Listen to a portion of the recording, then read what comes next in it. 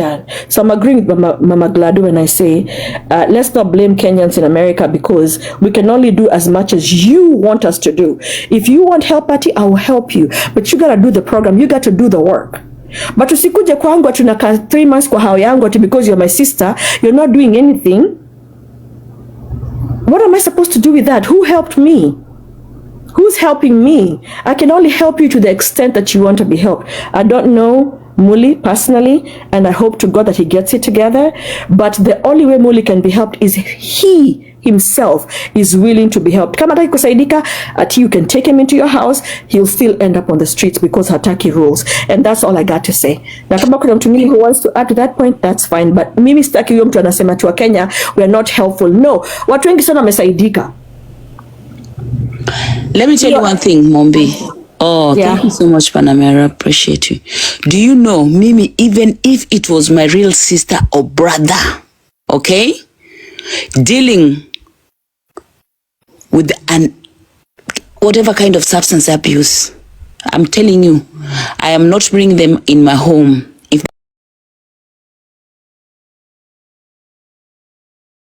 Hello guys, it's your girl Patience Status. Welcome and welcome back to my YouTube channel. If it's your first time here, make sure you hit the subscription box and put on the notification bell so that you don't forget any time I post a new video. Remember, I'm the queen of online gossip. So welcome to today's video. Don't forget to give it a like and leave a comment on the comment section. Before you go, because I'm going to ukishtakiwa leo, if you're arrested, it takes you a whole year to even go into a jury system. So your whole year will be miserable because of somebody. So you have to ask yourself, am I really ready to be in a situation where I'm dealing with the law system in America for this long for somebody else's decisions? That's something you have to make. I have told people this, America is the easiest place kwenda jela. People don't believe me. This is the easiest place kwenda jela. Like literally Ati, the way unaona watu walikuwa nakojoanga home kwa streets huko, like me, you know, I've grown up in Eastlands. I know this. Watu kujua ovyo ovyo. In America, you can't do that. Ukifanya hivyo ushikwe na polisi, first of all, you get arrested. Second of all, you end up in a sex offender list. Now, you inamaanisha you cannot be anywhere near schools, near a church, near this, near that. It truly affects your life in a very huge way. The number 2 thing is this. In America, places like YWCA, YMCA, all these places will help people that are homeless. Whether you're homeless because of DV, domestic abuse, whether you're homeless because of drug addiction, whether you're homeless because you're just homeless, for whatever reason, they allow you to be in those places for 90 days to get yourself together. And from there, you can also go into transitional living places. That also gives you another 1 year. Okay, so to me, if I today was, say for example, a domestic abuse or niko addicted to unga or whatever, I would say go to a domestic shelter. The problem is this: a lot of the people in America, in na drug addiction or whatever, they don't want to be held responsible because they put rules in place.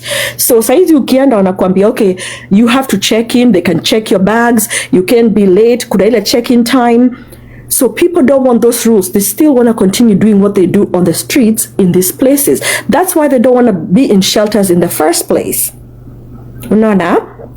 So it's not that we don't have the facilities to deal with these things. We do. But are you willing, Ati, to abide by the rules of, can you do this? Can you be here by 12 o'clock? Can you make sure that you're sober? Are you willing to even get tested randomly to make sure that you're not abusing madawa tena? So when people are saying, oh, America, oh, hamtaki kusaidiana, ASG, all this nonsense, the problem is, who are you helping? Are you helping somebody who really wants it? Or are you helping somebody who's going to be a liability that will put you in legal problems in the legal system for sure? Mimi, actually, to be quite honest, I don't blame Steve Nice. I really don't. Because he may have been willing to help him, but is the guy willing to be helped? At the end of the day, if somebody was insane, like if somebody was kama alikuwa kujitia kitanzi, it is able to 51-50 him very easily. Any person can do that. But the problem na mtu wako homeless, we cannot 51-50 them. They have to decide on their own. They have to make a choice for themselves. I'm tired of easy madawa. I'm tired of being on the streets. I'm tired of, because the streets are not easy, by the way. And the truth is, Ati, I'm going to tell you this. There's so many Kenyans wako kwa streets for a reason or another. Because in America, you're only one paycheck away from homelessness. You're really truly one paycheck away from homelessness for a lot of people. So mtu kika hapa unasema ati, oh, there are not facilities to help you, is because you don't want the help. You truly don't want the help, because I know YWCA, which is Young Women's Association, whatever, Christian Association, why men, ingine wanaume, it's there and it can help you. So why are you not getting the help that you need? Why do you want other people to help you when you can really ruin their lives? So saizi hata mjomba, don't blame him. Because me personally, I know this. America hakuna sister ya mtu ati. Hakuna sister ya mtu na hakuna brother ya mtu. Because somebody will end up being a problem, a liability, and a lot of people who are helped end up talking shit about you in the last place. So what's the point in helping people? That I don't understand. So I'm agreeing with Mama Gladu when I say, let's not blame Kenyans in America, because we can only do as much as you want us to do. If you want help, Ati, I will help you. But you gotta do the program. You got to do the work. But usikuje kwangu tunaka 3 months kwa hao yangu ati because you're my sister, you're not doing anything. What am I supposed to do with that? Who helped me? Who's helping me? I can only help you to the extent that you want to be helped. I don't know Muli personally, and I hope to God that he gets it together. But the only way Muli can be helped is he himself is willing to be helped. Kama hataki kusaidika, ati you can take him into your house, he'll still end up on the streets because hataki rules. And that's all I got to say. Na kama kuna mtu mwingine who wants to add to that point, that's fine. But mimi sitaki huyo mtu anasema tu wa Kenya we are not helpful. No, watu wengi sana wamesaidika. Let me tell you one thing, Mombi. Oh, yeah. Thank you so much, Panamera. Appreciate you. Do you know, Mimi, even if it was my real sister or brother, okay, dealing with whatever kind of substance abuse, I'm telling you, I am not bringing them in my home. If they're not willing to get into a program, or get support, I am not bringing them in my home. I am not doing that. Wachana na random people tunana huku at those spaces, okay? If they're not willing to take responsibility, my real mtoto wetu toka nitoke, wacha unasema ati hey, is your blood, whatever. I am not doing that bullshit because uko kama mimi. I don't do that bullshit, my friend. I don't care. Wacha unasema niko na roho mbaya. Fix your life. But I am not, because rule number 1, if anything happens, and me, I've had a brother that has had substance abuse, my friend. Ikabidi nihame tama nilihama, ikakuwa saa juu nimehamia wapi. Juu atakuja kwako aibe vitu, afanye nini, wafanyikazi anawathreaten, like you don't even have peace. I am not doing that because I've gone through that. Anybody that is dealing with a substance abuse, my friend, I'm not bringing you in my house. I'm not doing that. So I don't understand why anybody would want to guilt trip anyone to feel like they owe Muli that kumleta kwa nyumba, whatever. Especially strangers. Especially. Naona Steve akisema atamhost, na nilisikia Steve akisema hii kitu. Steve alisema vizuri. But you see, he said it previously. Before hii mambo ya OD, because now Steven asemaje, what if something happens? Because someone that has done that, obviously they're not strong mentally, emotionally, or whatever. What if they come to your house wafanye hivyo? I mean, are you willing to take the risks involved? There's a lot of risks involved. Alisema atamhost siku ya birthday yake, of which hata yeye mwenyewe huyo Steve anajua mali anaishi vile kuko. Unajua kila states na kila apartment, kula mali popote tunaishi kuko na rules za hapo mali unaishi. Naona like there was a time nilipata neighbor mpya.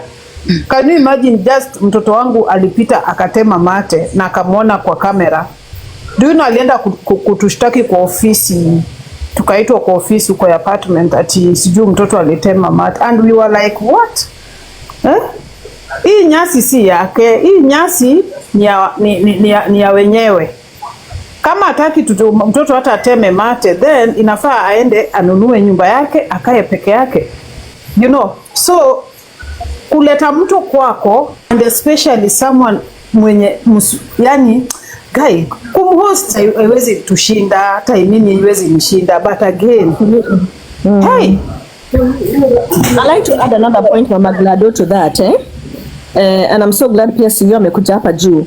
Ati, I will tell you this. We've always said, those of us who've been here forever, tumeambia watu wakitoka Kenya, please, please, please listen to the old people. Like you like to call us age go, that's fine. But watu kuja huku na moto, especially the young people, unaona mtu ameshikana na mzungu ameenda naye Kenya. The next thing you hear, kuna charge ya kubakana. Do you know how many people saizi wa Kenya wako jela juu hiyo case? Na mlienda nyumbani ilikuwa consensual kabisa, but akifika kwa nyumba na kugeuka. Let me say this, guys. Hey, guys. Hey, Ati. Hey, Ara, Mombi. Hiya. Okay, so let me say this. Guys, Muli is where he needs to be. Husi. He has social workers there. So after this whole ordeal ya kuodi, he will get a social worker. Mwenye atenda kwa room yake, atampatia aftercare. Right? The people who promised Muli Seattle, because Muli was taking Seattle as his plan ya ku run away from his current situation. But then his mental state, that he cannot run away from that. So what they need to do, they need to withdraw the option ya kwenda Seattle and wampatie ultimatums. He needs to do at least either 30 days or 90 days inpatient rehab. Then once wakisha get progress, then wampatie option ya kwenda Seattle as a reward. But at this point, kutoa Muli hapa, kumpeleka Seattle, as Mombi just said, it will be the same thing that Mjomba Pat was trying to do. Then, tutakuja hapa TikTok, and akina Steve Nice, they will be the enemy. Muli cannot be helped. Nobody other than Muli himself. And he needs to do the work. And he is running away from his obligations, which is doing the work to rescue himself. He made a sober decision. At that time, when Muli was here kwa live yesterday, he was sober. He was here yesterday? Yeah, he was on live yesterday. Yes, yesterday. He made a sober decision. He made a sober, knowing very well that today he was set to go to Seattle. He made a sober decision to take whatever alcohol, whatever drug, whatever substance abuse, whatever drug of choice is his own. He made a sober decision to partake into that. So now we need to let Muli face the circumstances. Na hapa ndio yuko. We all need to stop getting pressure from people back home because they really do not know how life here is. So no matter how many times we are going to sit here and trying to explain to them how life in America is and how hard life is here and the choices that people gotta make to have a stable life, we cannot change that. We cannot make them understand. They will never understand and they're not going to. So Mombi, we need to jump off that boat because it's never going to work. It sank long time ago. Kujaribu to make people to understand our circumstances here. So let's look at Muli as an individual. Everybody who promised Muli, they need to withdraw your party ya kwenda Seattle until I end the inpatient. After 90 days, then he can go to Seattle. But at this point, our side Muli. Wanampatia escape plan, but Muli is the same Muli mwenye anatoka hapa Delaware anaenda Seattle. Alipewa option ya kwenda New York. New York has the best social system ever. Ataenda, he needs to go to inaitwa nini, shelter. Kwa shelter atapata case workers. Case workers watamsaidia kutafuta substance abuse counselors, therapists. Kama na need medication, atakuwa put into medication. They will give him all those resources. And after that, aki show determination into saving himself, then he will get a house in New York. He will get the $300 that they get every month. Then he needs to make do with that $300. He's not the only one. Then guys, remember, there is something called chronic homelessness. Notanle hata mkimtoa hapa mpeleke binguni, bado atakuwa homeless binguni. So you guys need to stop trying to rescue Muli and let Muli face consequences. As Mary Pretty nailed it. Me, as a therapist or a substance abuse counselor, I understand and I know everything that Mary Pretty said is 100% correct. Nobody can save Muli. Exactly. So mtashinda hapa mtampromise heaven na bado mna transport Muli with his mental health issues kwa sababu, again, remember, addiction ina suppress the existing mental health issues. You Thank you. have to allow him to go through this process. The addiction is a disease. Equally kama cancer, and I'm sorry to say that. Therefore, we need to let him take medication. We need to let him chemo. He needs to go chemo na combat chemo ni therapy. He needs to understand where his problems are coming from. We cannot save Muli. Muli needs to save himself. And I'm done. Thank you. Let me ask you, thank you. I like the fact that you're speaking from a professional point, because a lot of people are speaking from novice, they're novices actually, speaking out of emotions, wanting to belong and wanting to sound good, I hope someone is listening to you, and I hope they feedback, and I hope they follow this. Now, what do you think about this idea of, these small tokens that people keep giving him, these small little tokens? Do you think, and by the way, I don't know his situation, is he on some kind of government benefit? Does he get some money coming in for him? And what is your idea of these small little tokens that now and then people come and pump him up? He'll come, oh, I need a drink, I don't have somewhere to sleep and all that, and people come around and give him these small monies here and there. Do you think this is part of enabling him? Do you think people should just kind of have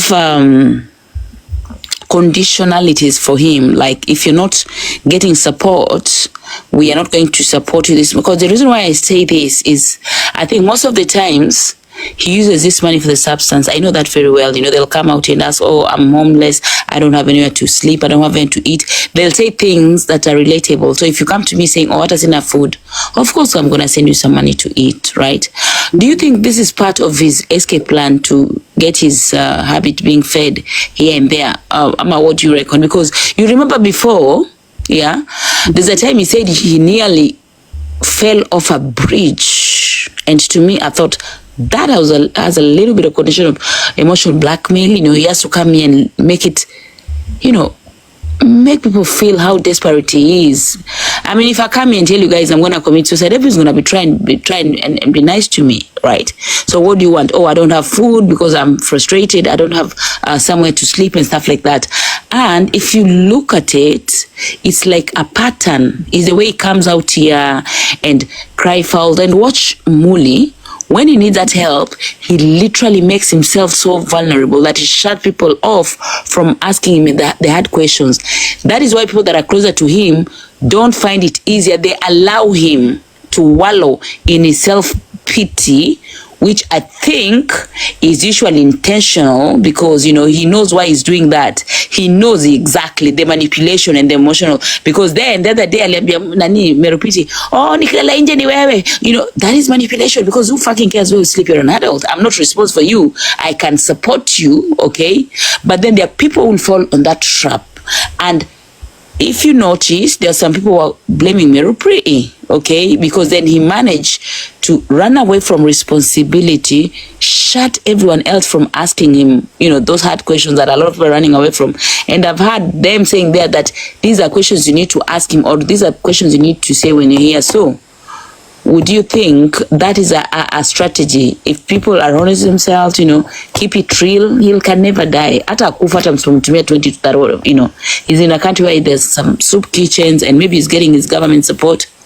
What do you think about this? Because to me, I think there's a lot of enablers out here in the name of Roho Safi, tumsaidie, mtu akikufa, and that kind of a thingy. Yeah, I agree with you. Everything that you said.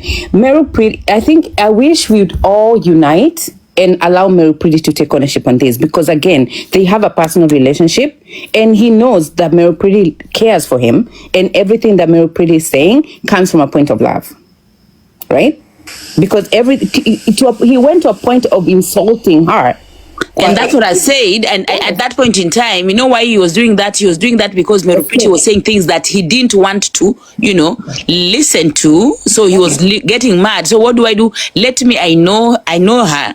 I'm going to annoy her, and then she's probably going to drop, and then she'll leave you with the people that are telling me the things I'll rather listen to. You get my point? So I think it was strategic and it was intentional. He was being mean on purpose. Not that he didn't know what to say. Ati, we had Muli on Facebook. He uses social media. Oh, so you know him from Facebook? I know him from Facebook. Social media is his runaway place. He runs to social media because he gets sympathy from all these people, and mostly people who are not here in America. They sympathize with him, and then they trigger us to now follow suit. And unfortunately, the same thing that happened the other day, we went ahead and even bought him alcohol because we need to shut him down. But then hata tukimnyamazisha does not change, because hata alinunuliwa 2 liters of Tito's, and today we're here. So it did not solve whatever it is that we needed to solve. Muli again is the problem. And we are encouraging him and are not supporting. We are not helping him. We are not. By easy sympathies that tunashinda hapa nazo. And talking about Muli, this is day 4 or maybe a week that Muli is being discussed in every platform. We need to stop. This is the attention that he feeds from. He's feeding from this attention. And he feels that he's really so important. So he's manipulating all of us. And it's becoming really, really toxic. So we need to allow Muli again to take ownership on this and let him drive this truck. Let him sit on the driver's seat and show us where he wants to be. If he wants to die, atakuwa wa kwanza, and I'm sorry to say that. Yeah, just some kind of tough love. You see, the thing is, CEO, you're speaking from a point, you're speaking professionally. You're not speaking out of emotions, wanting to belong or wanting to say the right words. You are saying the tough love or the tough words that really needs to be put to him on the table, and be told that, you know what, it's about you. This is your life. Whatever decisions you do is what's going to work out for you. And now, the other day also, I think Lady Jacqueline had a suggestion. Her target was at Yachang with 30. It was $20,000. I did not understand how, she got into this, and I don't understand how this money was going to be used. Was it to take him to a rehab, or what was the purpose? Muli, from what Muli said, tukiwa kwa Boscan, Muli said, and somebody please correct me if I'm wrong, he gets money and buys watu chakula. Didn't he say that? Whoever was kwa nini ya Boscan, he mentioned that. Ananuliango akipata pesa kidogo, he buys other people food. But let me tell you, don't you think that was a mental manipulation? He was mentally telling people that, you know what, I help other people. Did you see the subtle, Yep. What I'm trying to drive at is there are organization here in the US that are still having funding to support people. Hata kama hauko a citizen, they still have funding to support those people who are legally here. There are. So guess what? We do not know where Muli gets pesa kidogo, but he did mention that sometimes he gets money. Okay? Now, kwa hiyo pesa kidogo he needs to decide, he needs to start taking ownership and start behaving like an adult. An adult starts by him making decision on where he needs to go. By him going to Seattle, he's actually running away from his situation. Yes, unemployment. Come on, but then here is what I'm gonna ask. And I get unemployment for how long? In there a threshold of how long you can get unemployment for? Mumbi. Get unemployment because when was the last time you were employed? You have to at least have worked for you to get fired, and then for you to collect unemployment. So if you did not get fired, you cannot collect unemployment, because for what are you getting unemployment? But kuna cut. Mumbi, this guy has not been working for how long? So kuna period. Kuna 6 months, yes. No, but najua amekuwa kufanya hizi backdoor jobs though. Correct. So he knows akisota sana anaweza kuget job. But here's the thing again, as I said, kuna kitu inaitwa chronic homelessness. Absolutely. You cannot save these people. You cannot save them. That is true. By the way, there are people who don't want to be in homes. Wanapewa shelter and they go back to the streets to sleep there because it's better. And they actually feed off empathy yenye tunampatia, attention yenye tunampatia sahi. This is what gives him that power. Make him feel that he's still valuable. People are still talking about him. People are still caring about him. So he will still do stupid shit that he's gonna put him back in the streets so that he can come back on TikTok or whatever platform he's gonna go to. And then you guys are gonna feel woye for him. And then he's going to enjoy the whole entire thing. Oh, thank you so much, Okari. And now, I don't know, because at the other time I had Jacqueline speak and I was a little bit perplexed because the way she went on, like she was taking Muli off his responsibility as a person to deal with himself, and they're more on the side of tumchangie, he needs a house. Do you think he's even able to hold like a house or atafute nyumba ndio? How is he going to pay this house, right? The guy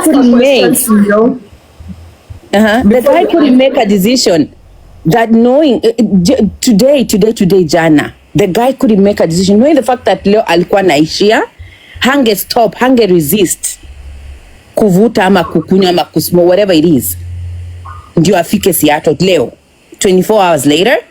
Can he really hold or be responsible or be held accountable for $30,000? Hii ilikuwa mboka, as we all know.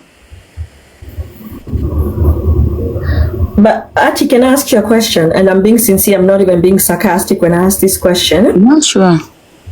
I have never lived a single day in England. I've gone through England to come to the US. Yeah. Do you think I'm somebody who's able to give any comments about England and living there while you probably lived there over 2 decades and have commentary on that? Not really, because you see, each country has its specific rules depending on the situation of someone and all, and that's why I was a little bit kind of, I wasn't too sure if she was the right person to give all these opinions and speak on behalf of it. I thought we'd probably get someone like CEO who's actually in the field. She's dealing with people that are probably going through the same things that Muli is going through. If we really are intent on giving honest help, unaelewa? Thank you. That is so true. Thank you for your answer, Ati. And that's the reason why when I came up here, I said CEO should come here because I knew she was a professional. Now me, on the other hand, I'm a professional to the extent where I volunteer at YWCA. And I see these things when people come into shelters, because technically that's a shelter, and I see what is offered to them, the benefits of being there. So I know anybody can walk into a shelter and say, hey, I don't have a place to live. I also know in every American hospital, regardless kama uko na health insurance ama hauna, you can walk in there and still get services and they'll charge you later. You will pay that bill baadaye, but they cannot deny you services at a major hospital in America. I don't know that. So sazile mtu anakata kwenda kuchukua help Ati, it's not because the help is not there. It's because they're choosing not to go there. And then again, you need to remember that a lot of this support come with rules. There are things you have to adhere to. I know people that have kind of walked out of the support because they could not keep up to the either house rules, because even in those shelters, they have some house rules you need to adhere to. Maybe there's no drinking, there's no smoking, or, you cannot drink to this, you cannot come home at this point in time and all that. So maybe one of the reasons that he cannot be put in a place where there are rules is that he is not able to keep up to them. Right. And as you said, I'm just getting back to your point. As you said, sometimes people do not want the hard way because they cannot keep to the rules, I'm thinking. Yeah. And I think what's going to happen, what is going to happen, he's going to leave the hospital against medical advice. And he's atakuja hapa and he'll again play his card that he has continuously played, and he's going to get help that he wants to get help. Na atatukana tunatamtukana na sympathize watasympathize na yeye, and again the life will still go on. So ametukana nanio, anaitwa nani? Mjomba Pat. But Mjomba Pat was really trying to help him. Yeah, by the way, yeah. So really, and did you hear how he described, the spat they had with him and Jomba? He had zero empathy, zero great, like literally the way he made it sound, I mean, if I hear someone talk like that and I'm supposed to host them, I'm telling you, I'm not hosting you. Because if you done that to them and come back and spoke the way you spoke here, what makes me different? Okay, that's true. And again, why can't we learn, we as humans, why can't we learn from that situation and really know or see how that is going to turn out to be us, those people who are offering him a place to stay in Seattle? But I'm going to tell you for a fact, if he ever goes to Steve or whatever places he's going to, you guys going to come to tutapata story hapa. Yeah, and why do you want to be blamed for that? Atasema ni heri mungemrudisha Seattle, heri mungemrudisha Delaware kwenye alikuwa, kwa sababu he knew his way around. Sasa mmemwacha Seattle, he doesn't know where to go. Like all these responsibilities. Who want to take up more responsibilities than what you're supposed to have? So has Jacqueline been on his case today? Because I know Jacqueline has been in touch with him. I've heard them say that wamejaribu kumtafuta and all that apatikani. So they had to get someone to go and check on him and all that, you know. So in all this, I don't know, because the last time I checked, Jacqueline was meant to be going to someone. I mean, he needed a hug and all that. Was he able to get a hug, guys? I don't know. But then it's so sad the way he put himself, or he portrayed himself to be the perfect person, or to be the one who was in the right, and whoever gave him accommodation was totally in the wrong. And him as Muli did not do anything wrong. Actually, alikuwa anaonewa. Yeah, he's the victim all through. Like, yes. He married, no, he's a victim through and through. Yes, and that is one of the characteristics of an addiction. Then therefore, there he comes saying, I am not an addict. I am not an addict. The night before, he had already confessed to indulging in all these activities. Like, I do not get. And then he had the audacity to laugh. Like, I don't understand where is the joke. And he jokes zenye upiga every time you try to get into a serious conversation with him, he cracks a joke. That his coping mechanism. That is how he gets to run away from his current situation. And because then he doesn't have to deal with that issue, respond to it, because the joke will take it off. Yeah.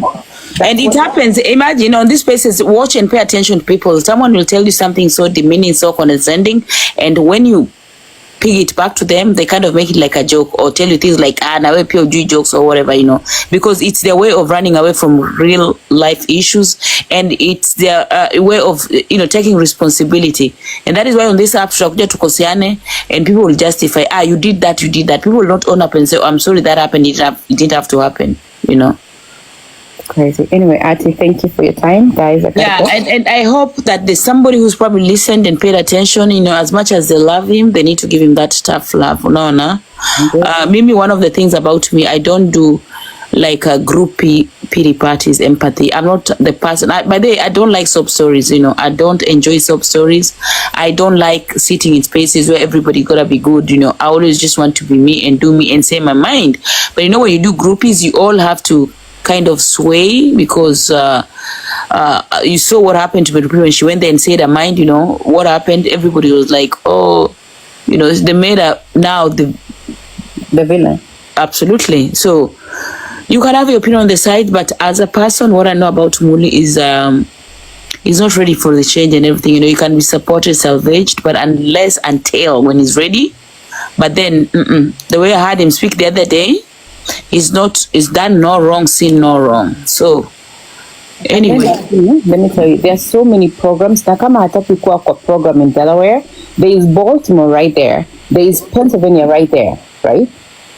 Philadelphia is right there. In Jersey is right there. New York is right there. So he can have all these options, and he can tell the social worker what he wants. He wants to get out of Delaware. They will help him find a facility outside Delaware. But taking him so many miles away from Delaware, I don't think I'll do that. And I would not. I swear to God, I wish these people, is it possible to go where they are and speak to them as a professional, emotions aside, you know, realistically, and maybe they need a guidance, because a lot of them, they are probably speaking from a point of, you know, novices, emotions overload. But I don't think that's going to help the situation.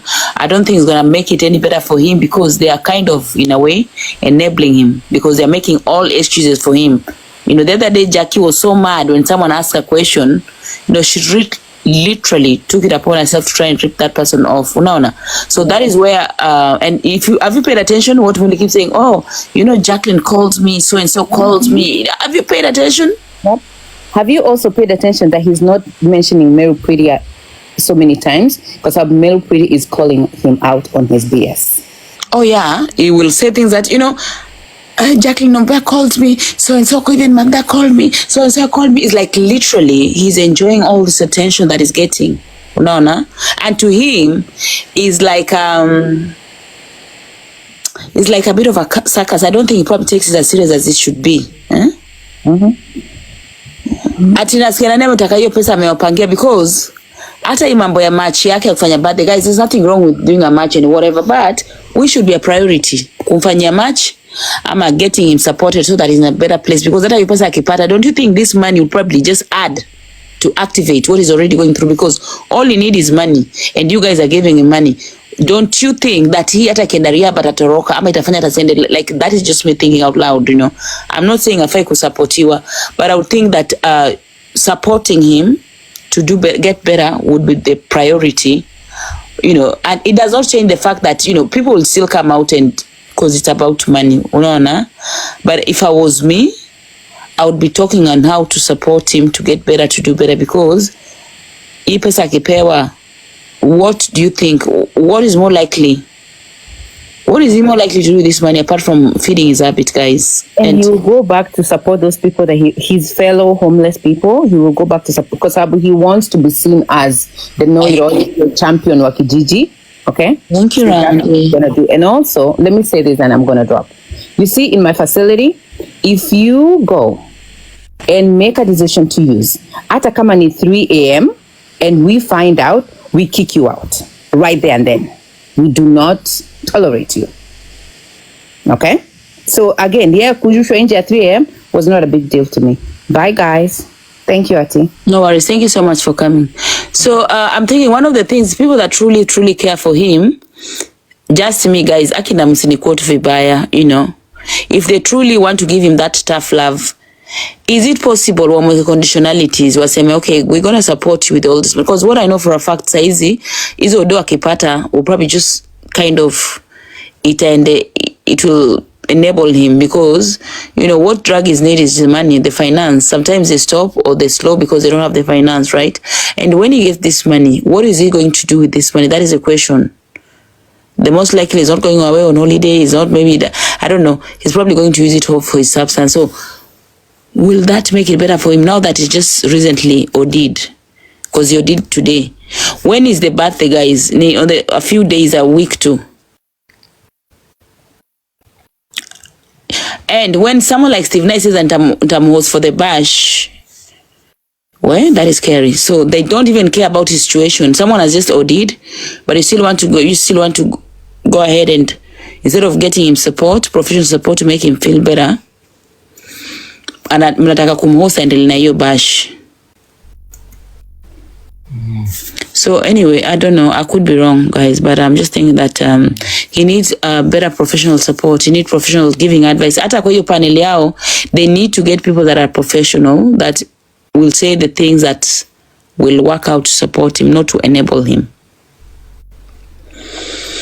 Yeah, lakini mama wa mayolo. Yeah. That's what I'm saying. Yeah, that's what I'm saying. The biggest problem is, Rossi, a lot of these people want to sit there enjoying themselves, wakiwa shift, pass time, wakimute, wakikuja, wakicomment, like, but most of them don't even care. I'm telling you. Hiyo tu ni story. They want to be seen as the good, you know, the saviors and all that. Because if they truly did even care about this guy, they should have brought this thing here in public. Because we are not professionals. Now we are speculating. We are talking about it. But hey ho, it is TikTok for you.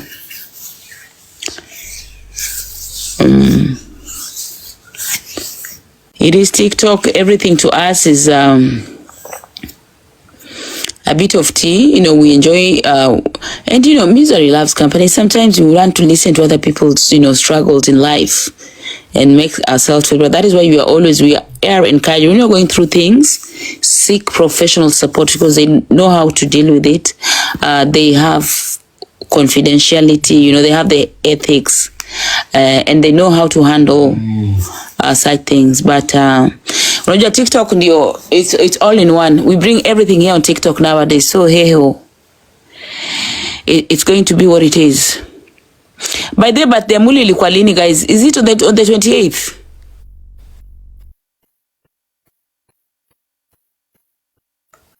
His intended birthday, was it on the 28th of this month, Hama? On Saturday, 30th. Or it was Saturday. And will he be good enough? Because if he's in hospital right now, the question is, how tayari wanampangia vile tedasi yao, he's already in hospital. Sijui kama amekuwa discharged. Is he still in hospital, Ama? So will he be good enough to even enjoy his birthday?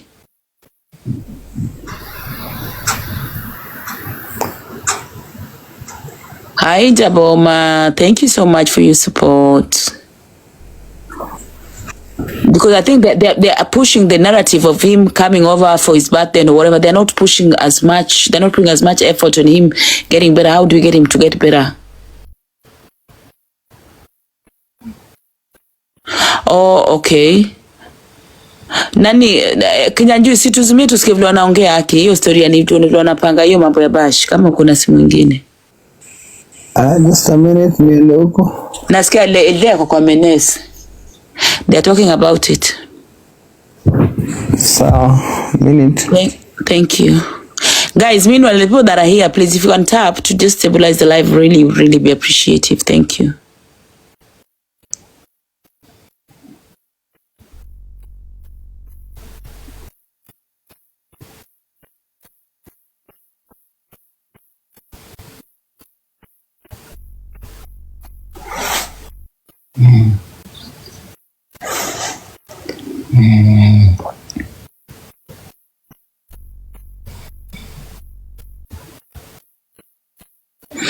Hi Merupri. Nasikia Jacqueline ako kwa Menes, nataka nani atuzimie tusikie wanasema nini juu ya Muli. No, umesikia nani Muli OD. So they are planning on how to do his birthday and where to do his birthday and all that stuff. So there's so much. So nasikia Jacqueline ako huko na tunataka kusikia the briefer. Kinyanjui, kwani simu umeka chini ya bed yao ama umepiga lock na key? Yeah. Nani was here? There's this lady, I think she's a professional. Simu kosa iliacha hoteli, unaona? So ana simu, but kuna namba yenye nimetumiwa na Yakuza, mtu anaweza call ya hosi. Ongea na wao. Magdas, you call. Hebu ngoja ni prepare. Give me a sec. No?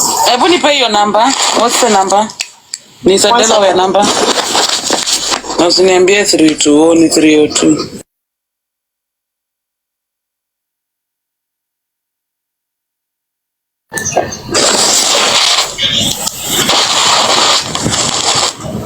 Ebu pandisheni up anaponi.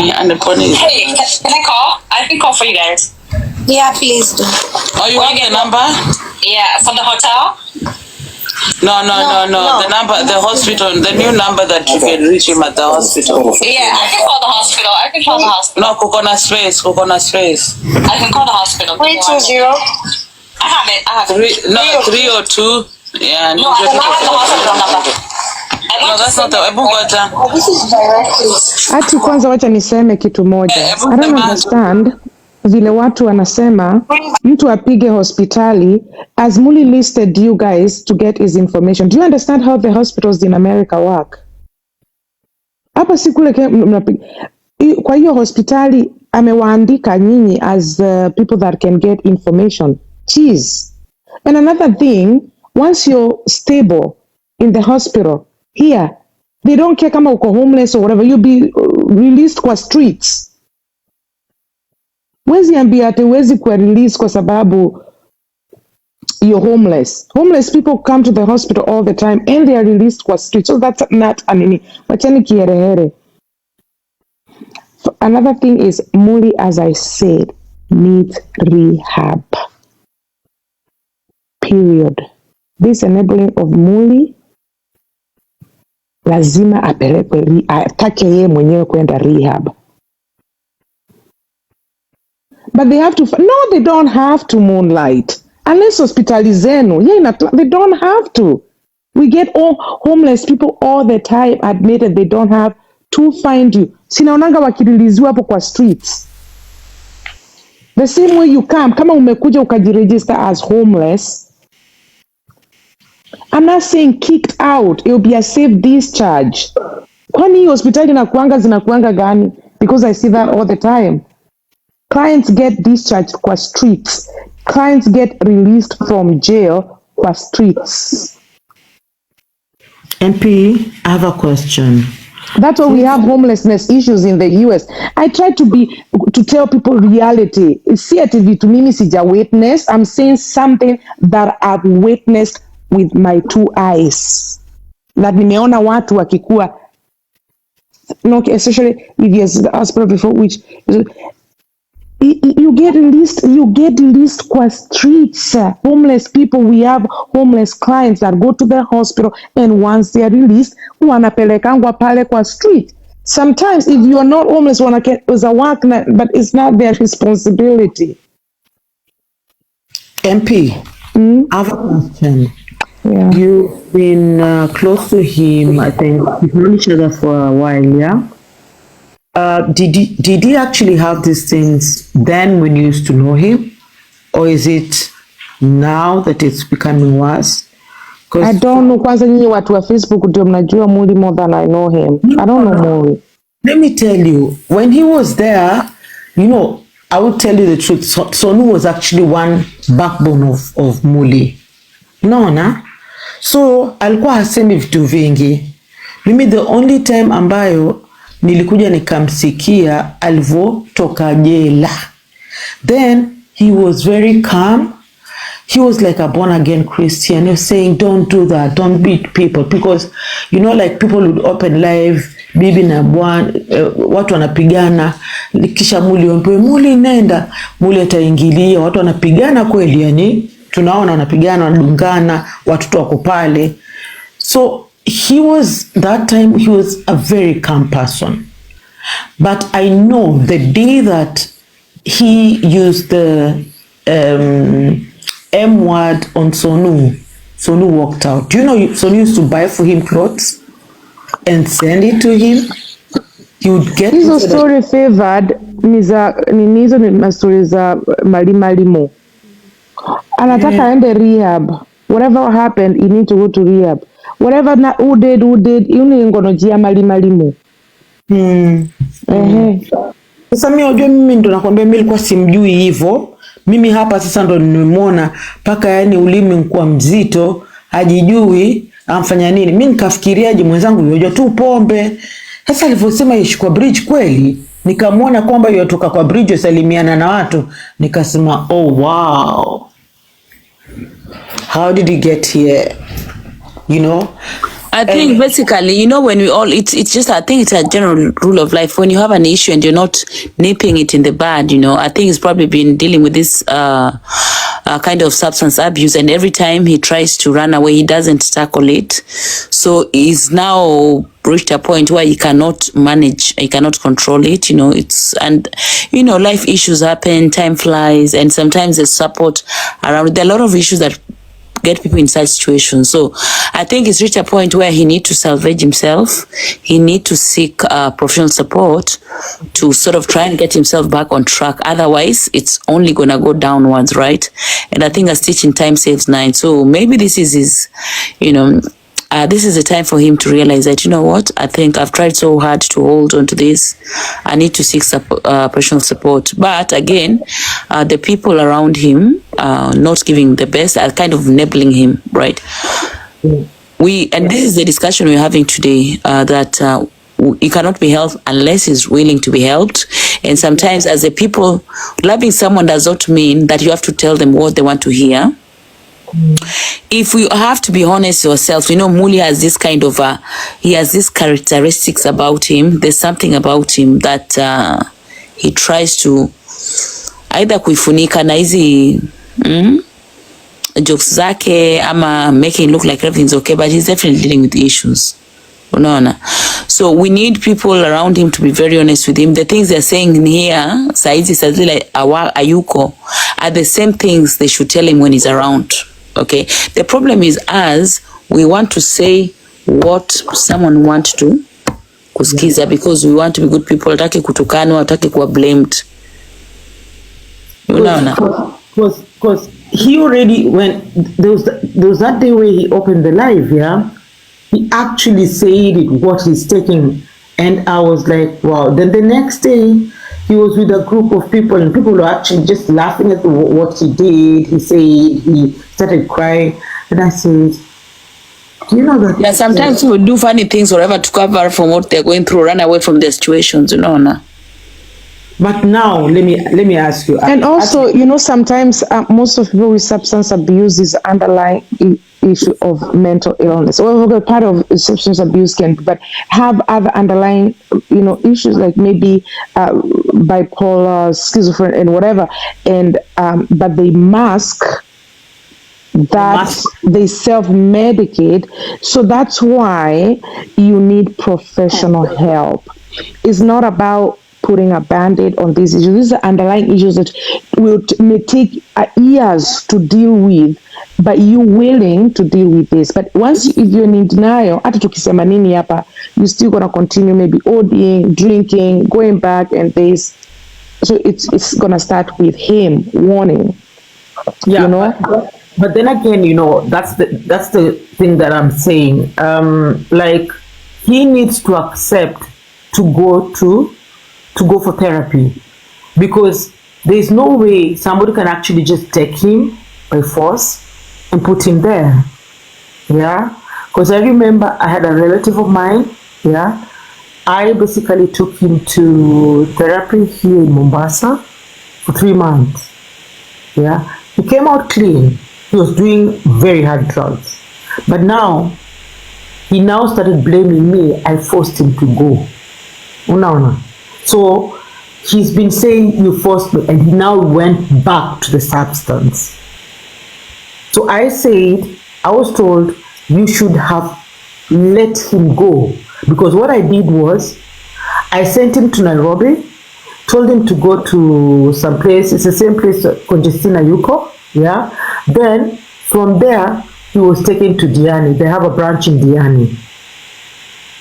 So he didn't have time to actually think about it, and that is where I'm coming to. Muli should now accept this is too much. I need, or this might land me in a not in a bad situation. It might go like really badly. Well, at this point in time, it doesn't matter whether it's good or bad. He just need to get himself, if he really need the support, because people will rally and talk, but if he's not willing to sometimes people have to destroy themselves to bring themselves up. It's called tough love, right? And being realistic. Otherwise, nothing is going to change. Yeah, I don't know for a fact, yeah. We're actually seeing that he's actually getting more worse.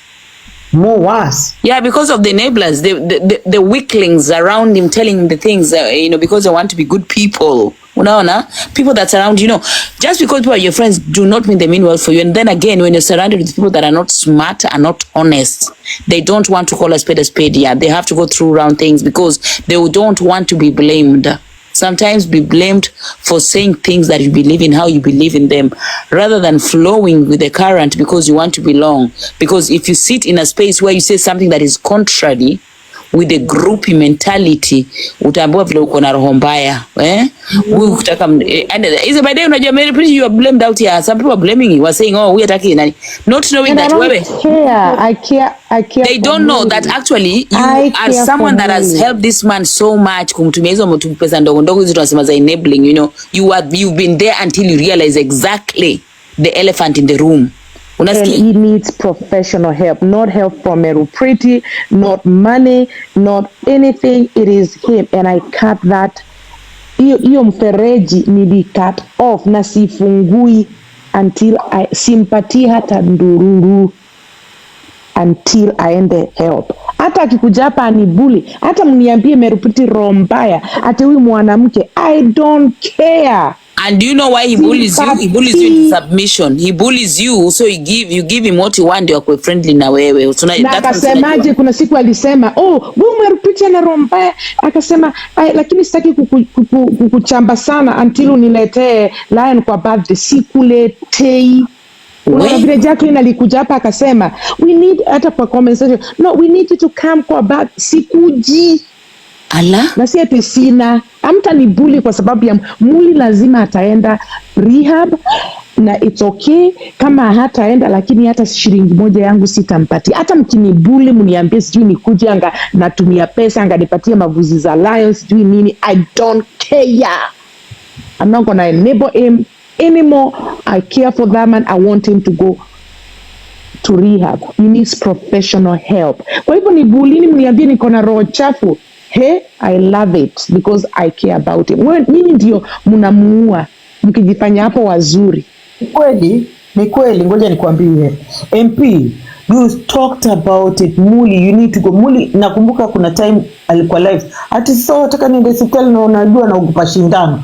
Man, I said, what are you talking about? What are you saying? Ati I have a phobia of injections. And MP, you are saying you need professional help, Muli. You need, nikasema, okay. Now talking to this one would be a hard thing. MP, I give you your flowers now.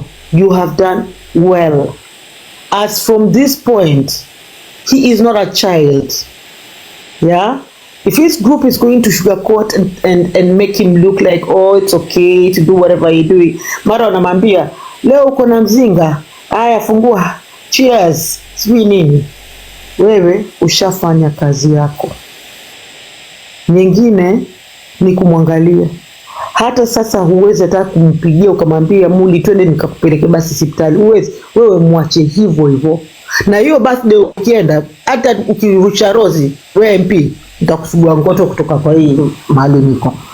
No, because I care about him. Siwezi, no, hapo nilitoka kabisa. You know, basically you want the best for him, but you're being honest with yourself. You don't have to, enable him and keep doing the things that are doing that are not. No, yeah. Na mimi siko huko Delaware. Kwa hivyo na mimi siwezi acha vitu zangu ati niende nikatafuta na Muli nikamwambia enda hivi. No, I can't. I have my family. Muli is, ni mtu tumejuania hapa. Lady yake na chukua ndege akampatie hug. Si ndivyo alisema?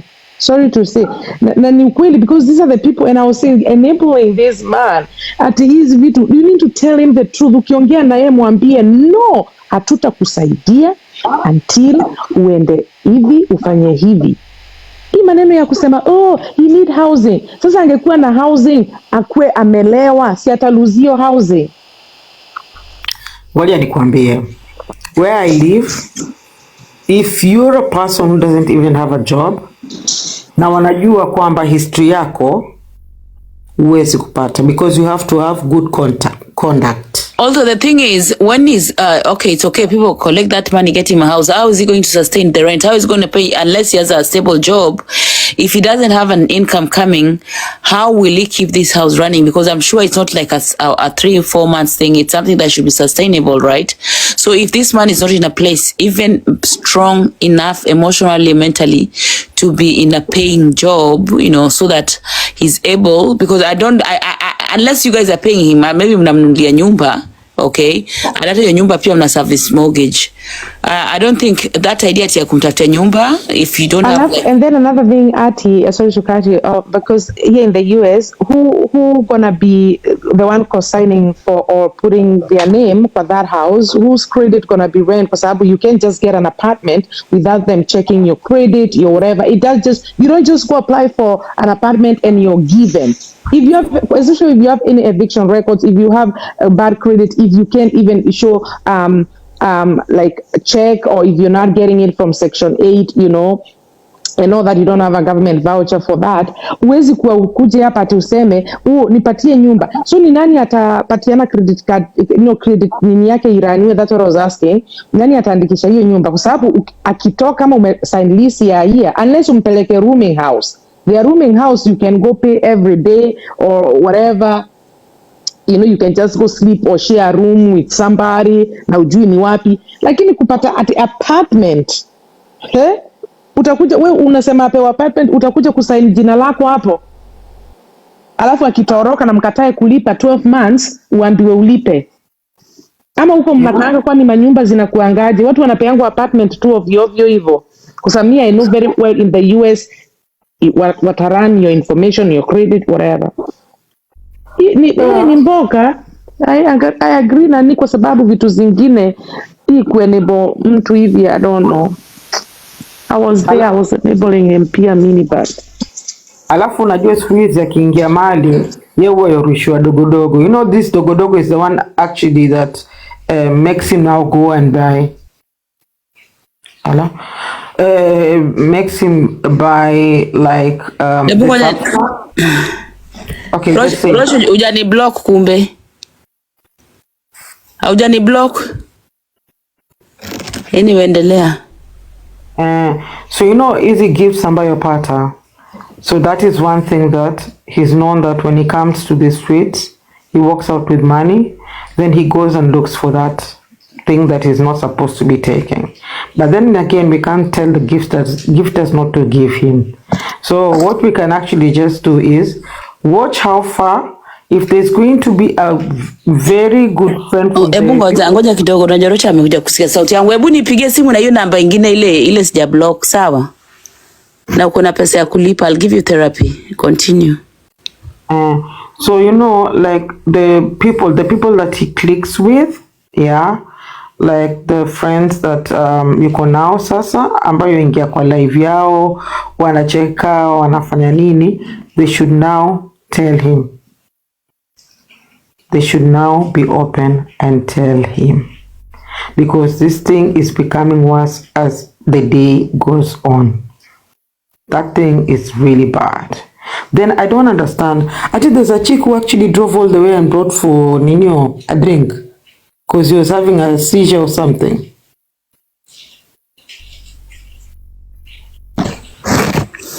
Wala chuya tunangwea story za Muli, wendo kafungwe live. Kina swali wanataka lion, they need some lions. Let's deal with mambo ya nani ya Muli. You know that lady lives, I think she lives locally. So Muli had wanted a drink. I don't know whether she did it after Guru. And by the way, how do you give an addict, someone that is dealing with substance, how do you buy them alcohol? You know, because people want to belong, right? And as I've said, a lot of people here are not professionals, right? They don't make it any better for him, right? Because it's a shame.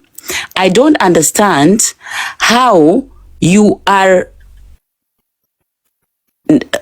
I don't understand how you're buying someone that is dealing with an issue alcohol of all the things, because how does that help the situation? There are 2 bottles, eh? Hey. And that is the more reason why he needs to deal with professionals, you know, and he needs to be in a place where they can monitor him, where there are rules. You know, the only place where he'll get that. Roch, najua nataka tension yangu, please give me a break, woman. Enda huko kwa kina Diana Rose ukanyonye huko bana. You need nyonyo kwenda kunyonya huko. Go there and cry. Ama mwende mfungu live na kina Swale na kina Kiki. Muaddress ati bade dongo. So what they need to do, they need to I'm giving you attention because I know you need my attention. Simi nakujua. I know you need my attention. I know how much you need my attention. That much I know. Umekuja tu hapa saizi nikuone.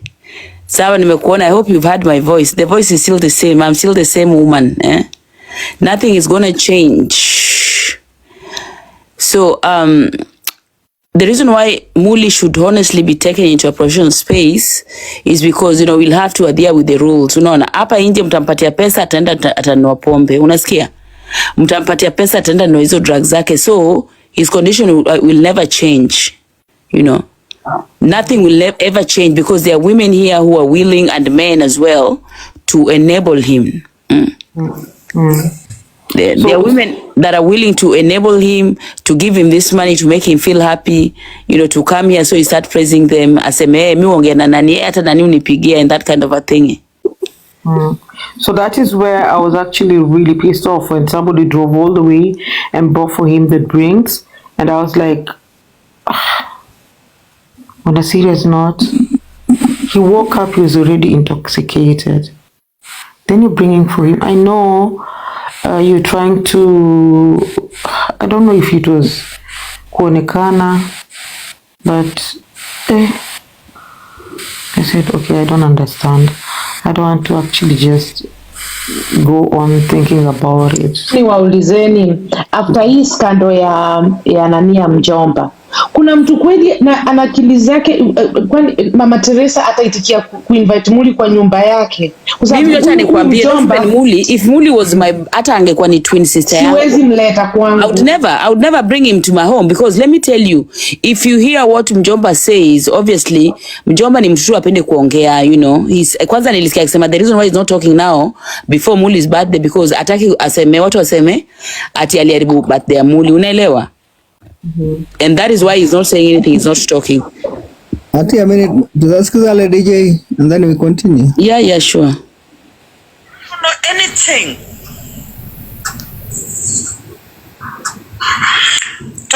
tumsaidie Muli, guys. Tumsaidie Muli. It's not about money. And this, drive to control what money he gets. He needs security. He needs somewhere to stay. He needs a home. Can we help Muli? Who is in America? Nani anaweza msaidia Muli, guys? Nani anaweza shikana na sisi tumsaidie Muli? Mjomba, I want even moderator. Mjomba, don't type here. No, nimekwambia DJ God's on amejitolea mpaka amesema atafika huko. Hata huyo G-Night, you can't give him money. Why can't you give him money? We can't. Why can't you give him money? Do you think that even without money he will still not drink? Tafadhali Menace, nipe moderator 1 minute, please.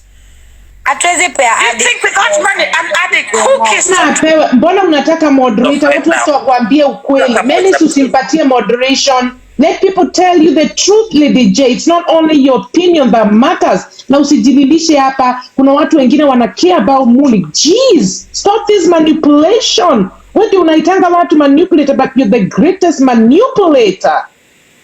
When we told you Muli needs to go to rehab, ulisema ati no. Nyumba utakaa na nani? Amekaa na mjomba. Stop it. Mchukue umpeleke kwako.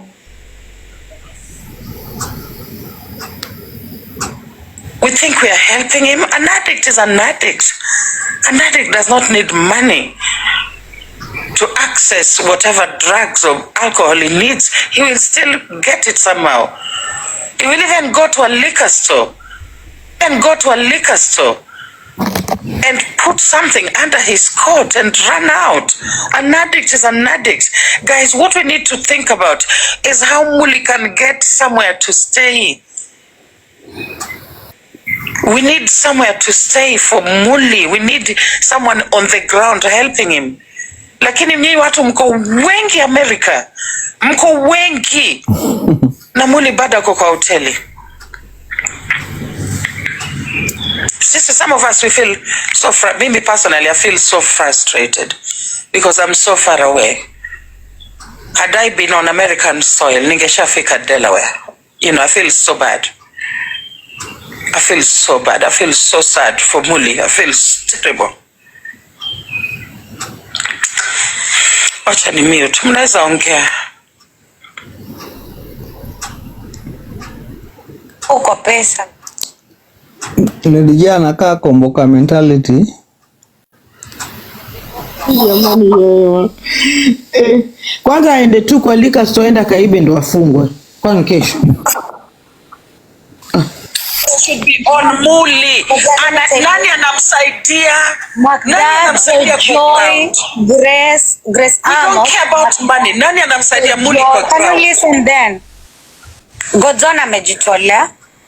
Amesema tamshika mkono na ako na strategy, na ameungana na Joy na ameungana na Magda na Grace Amos na Heal the World. All of them amejitolea na wote wako huko Amerika. Wamesema they will try their best for him to be okay.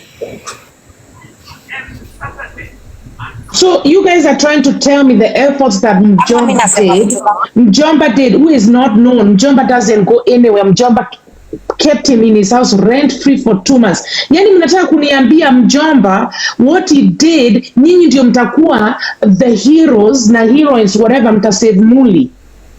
Like, are you even listening to yourselves? Lakini mnasema ngata enda wapi? Mnataka akae kwa nyumba ya mtu. Mbona you're not kumwambia no, utakaa huko, utaenda rehab, utabadilika? Like, unataka aende kwa nyumba ya nani? Na I think hao watu wote wacha wamchukue. Ananiambia nataka kuchangia mazishi. Fuck you. Whoever that is, fuck you. Hey, na ule DJ squeeze na F words. DJ, I don't think you're doing that. Yeah. I think at this point I'm really concerned because he's in hospital, and I have been on other interventions whereby we tried to get him to the guy whose name you don't want to mention here. I think it is escalating step by step, and that is why I woke you at 4 a.m. and I want us to be part of the solution. Like, we have tried where we moved him like from one state to go get him a job, and now he's in hospital. Like, I think we need to address the root cause and be part of that solution and make him part of it. He has come publicly where he has said he doesn't want to be part of rehab. And to be honest, if you ask me as your friend and probably somebody that I interact with, I would say he probably needs that rehab, because we are not solving the root cause. We are trying to put a band-aid, and eventually that band-aid comes off and there is a floodgate. And this could have been fatal. I am not gonna sugarcoat it for any TikTokers over here. The people that went to his room, it was because it was past his checkout time and he had not checked out, allegedly, and they found him unresponsive. Suppose you had booked him more nights and they didn't need to check on him. I am not going to be here sugarcoating any TikToker's feelings, whereby we are dealing with a situation. Honestly speaking, that to me is very shocking. I woke you up. Lady Jacqueline, I have never called you. I have had your number for quite some time. This felt like an emergency because he did state on this TikTok, you're one of his close friends and all this going on. And I was like, oh my God, I don't want to have this on our conscience as TikTokers, where probably there's something we could have done. I want us to say, if something ever bad ever happens, God forbid, like we did our best. Because this is a situation where I was on the phone, where even this lady, I didn't contribute money that night. However, I was on the phone for a very long time, where he was trying to get the money to get to his hotel at Boscans. And this lady drove. She was very nice and went akampelekea hata hiyo pombe and whatever. And that's not the pombe that is the issue, because yesterday apparently he was very sober. But I think if we have to help him, or God forbid, if we think we can save somebody, save him, we have to address the real issue, my darling Lady Jacqueline. You know I have a lot of respect for you. Like, there's an underlying issue, and I will premise this. I will be brief. I differed with Meru Priti when Meru Priti was very clear in saying that she probably needs him to go to rehab. When somebody had offered him accommodation because he came, he said he doesn't use hard drugs. He has everything in control, and I thought it was just about getting him a job. I'm not sure what happened with Mjomba, and I'm not going to revisit that. But at this point, we have an independent source where he is in hospital. We have to take that seriously. And there's a question I've asked all night. Are we involving the family? And the reason I am asking that, there's rights that family members have when it comes to medical decisions that you as a friend does not have. For example, can you have somebody committed if you feel they are a danger to themselves? And I do object to saying that he's a danger to someone else if we really don't know that for sure. That can affect some opportunities for him in the future. So let's also not blow it out of proportion. If we want him to have his mental or whatever issues addressed, let's just keep it to the addiction and probably what we think it is. When you say he's a danger to someone else, I do not know Muli to have been a danger to someone else outside of what is documented. So let us just also be cautious about how far we are going in trying to help him, where we make sure that the help doesn't become detrimental to him probably getting a job in the future in whatever fields he wants to get a job in. And let's just try to help him, like, also let him see, like, you know, this could have gone worse for you.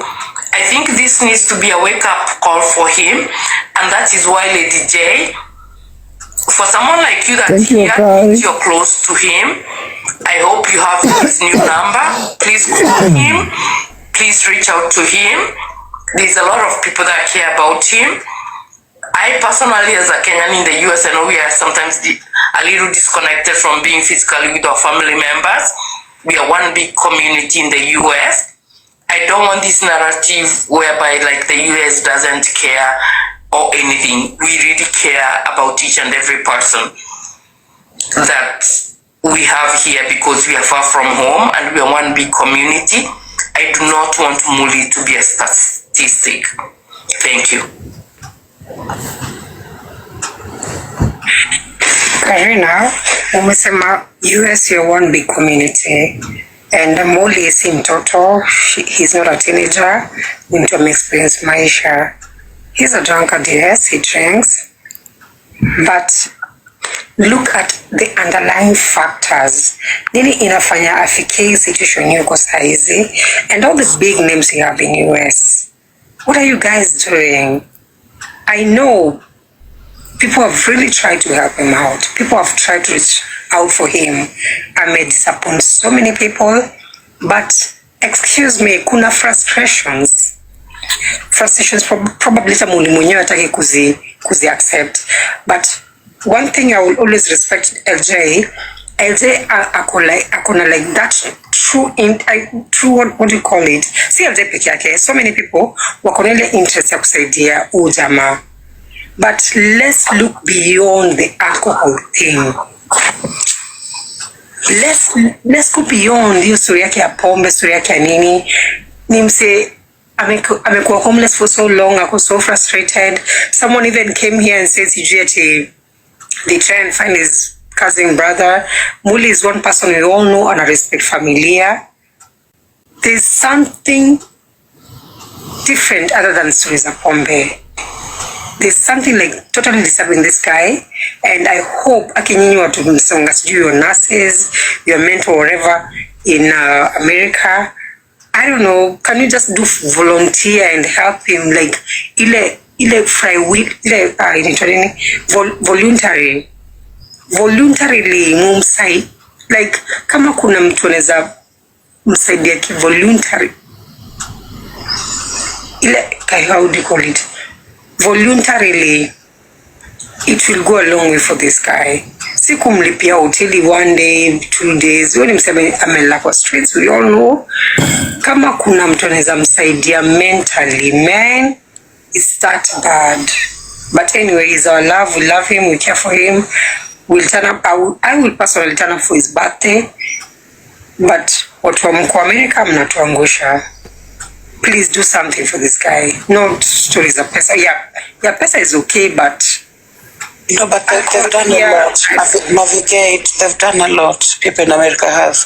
The only concern to Konaya is like right now, we don't know if somebody is physically there. Of course, Heal the World alikuwa anapigia nini or see, and apparently she'd been in there to see him, but we don't know how consistent that kind of support is. You know, we need a consistent plan for Muli, like sio tu maneno ya kuongea kwa TikTok. We know that people are working behind the scenes, but we want to know what kind of work people are doing. How is he getting support?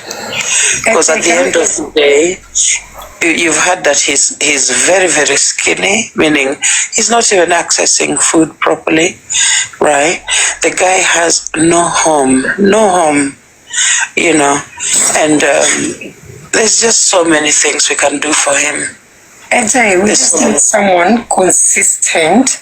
See at different people from TikTok going to take him up, like tuseme leo mimi nasamenda memwangalia, kesho Karina, kesho kutwa another person. Mtu tu mmoja ako constantly there, like just one person, na akwe mvumilivu, na the way Muli talks, the way Muli addresses people, kukutuna mtu mmoja tu ako willing to go through all this. How many nurses do we have here in this US TikTok? Can just one person aseme ni sawa, I'll take this as my case. Muli akilala akiamka anaona the same face. See the community face, akiamka anaona so many different faces, mpaka anatanganikiwa, anafikiria all these faces are there for him. Just one person who is like truly there for him, akiamka anaona navigator ako hapo, I wish ningekuwa America pia. Whoever is here. This is a constant face, this is a constant support. If anybody like LJ, Menace, mkona big platform, Sivo, Big Daddy, Magdalene, yote mkona big platforms, can you just find one person? I know all of you mnatakia Muli well, but kuna mtu mmoja ako willing to sacrifice kukuwa hapo there for him 1000%. Hata kama niyo rehab mnataka kumpeleka, which hataki kupelekwa, which kama ni by the end of the day that is the only road to recovery. Just one person. Bravo. By the way, bravo pia wewe na wewe. If one person can just volunteer to be there for him, usi expect Facebook, usi expect anything from TikTok, no coins, nothing. Just voluntarily, freely. Okay, someone else talk. That's my 2 cents. Can I speak to you also as someone that is in the US? That sometimes can be a challenge. I'm not US. Ningekuwa US, I would 1000% volunteer to do it. Okay. As someone that's not in the US, it can be sometimes somewhat difficult because there's a lot of implications that come with that. Because like you have to work yourself in order to put a roof on your head and feed, probably if you have a family. So it might be not possible to give him the care that he needs like 24/7. And when you take someone in, you're taking responsibility for them, and there is implications for that. So it is not as simple as everyone might think about it. And at this point, I will admit by saying when Meru Priti said that he needed to go to rehab as somebody that has been a close friend to him, I differed with her. It was like there was this big opportunity that was coming for him. Somebody has offered him a job. I said, send him to that job. And that fell through. I'm not going to go through what happened, or I haven't even understood what happened. But the bottom line is that we are here today. So if we are here today, I am now agreeing with some of the voices I differed with, because only a fool doesn't change their mind, whereby can we address the root cause? So if he needs more help. Can I ask a question? Yes. You have voluntary services in US, yeah? What do you mean by voluntary services?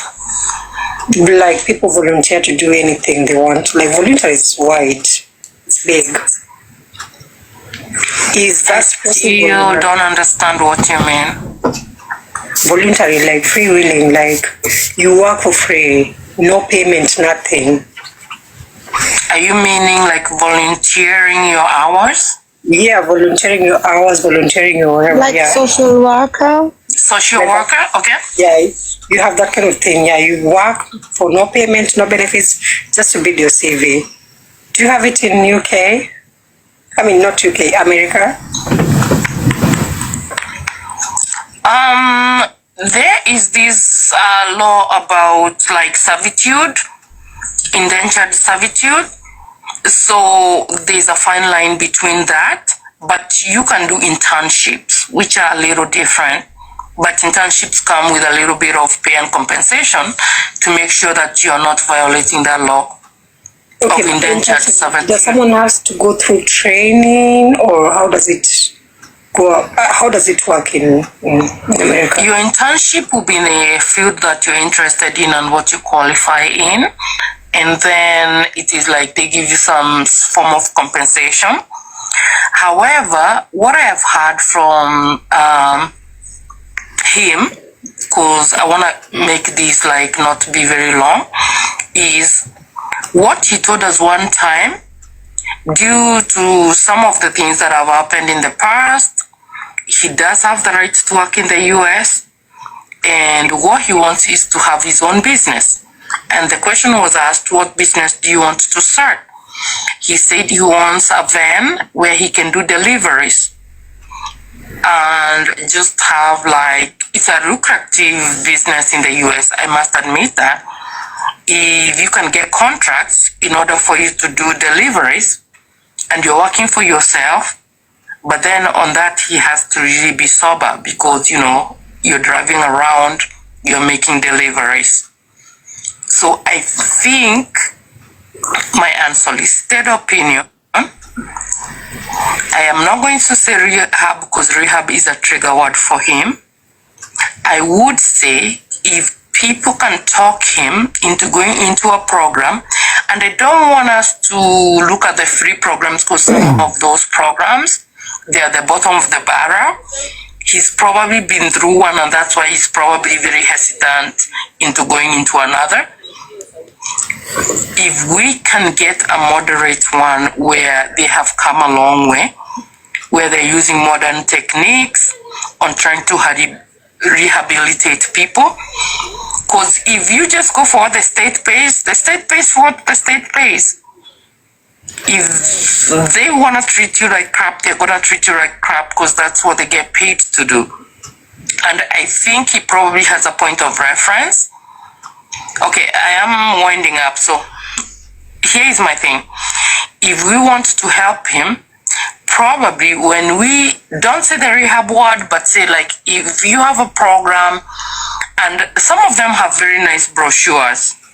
Guys, is it possible to need so huyu and talk him into it? Nani, mjomba ni huyu, mjomba ni aje, najua msimtaka kuongea. Hebu tu huyo dem, maybe Jacqueline akiongea, because honestly me I don't understand what Karina is saying. Anybody else tells me what she's saying, you know. Because she's going round and round and round. I don't understand exactly where she's headed with this conversation, you know. I don't know that she's a professional enough to give all these long-winded advices. Honestly, I don't know. But I feel it's a bit overwhelming because she's not getting the point. Hata Jacqueline ali drop like 10 minutes ago. Sijui nini ile happen. Mimi ule mtu nakusikia sana ni Jacqueline akinini aki-appeal.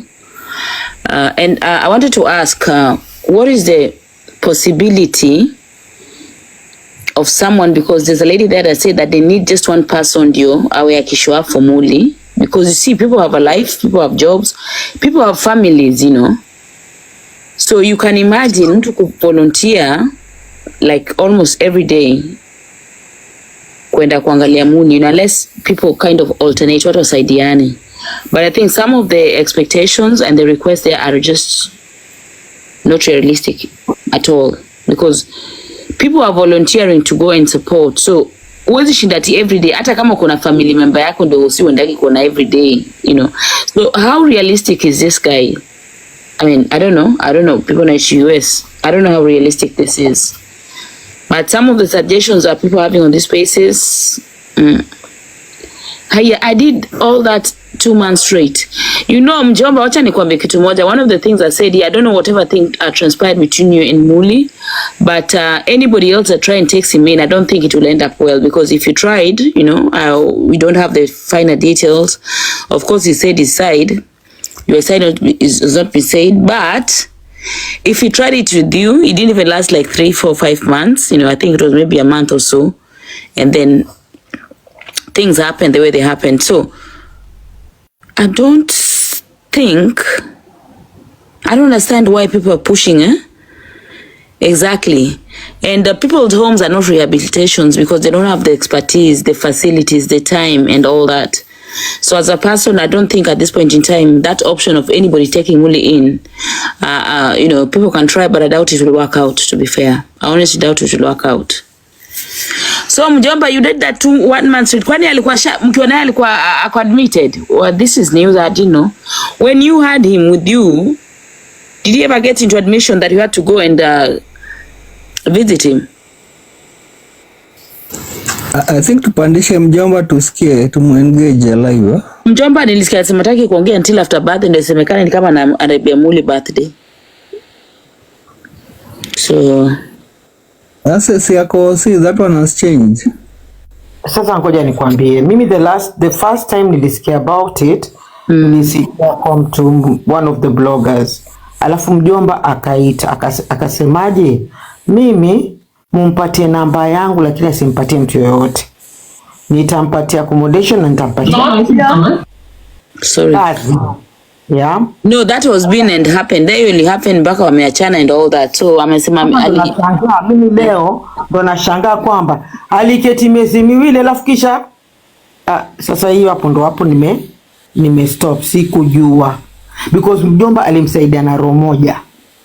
Hiyo nilisikia. But you know right now they're not friends. Urafiki yao iliisha. Sasa ndo hapo Unajua housing, to be fair to you, housing someone is not easy. Hata your own family, I'm a sister or friends. Most of the friendships was in enda because you know when you house me, maybe I have some traits and characters that will not please you. Unaelewa? So what if the easiest way when friendship, ama a relationship, ama family is housing someone? Kuhouse mtu ndio kwa another issue. Unaona, because you get to know people's characters when you live with them, and we all have those little characters here and there that are not too nice. Unaelewa? Alafu 2 months. I don't know how long it was there with Mjomba. Mjomba mlishina Muli for how long before, you know, msambaratike? And the thing is, si ati wameshana vizuri, wameshana vibaya. Thank you, Hadija. Ameandika 2 months straight. For information, if only you guys know, there is a second Kenyan homeless. He's BFF. Allah? BF. Mlishinai 2 months, ndio vitu zikasambaratika. Aki Mjomba, hopefully one day you'll get to just open and give people or whatever, because me personally, sidhani kama naeza advise mtu. Nani Khadija, do you want to come up because you came up and you heard some noise? Personally, I don't think I would advise, not only Muli, even about kushina watu, you know, I would never advise anyone because most of the times they don't end up well. Unaona? Most of the times hii mambo ya kuhouse watu wind up, it doesn't end up, especially watu tunakutana nao kwa hizo social spaces, you know, people that we don't know their characters, their background, you know. Personally, I would never.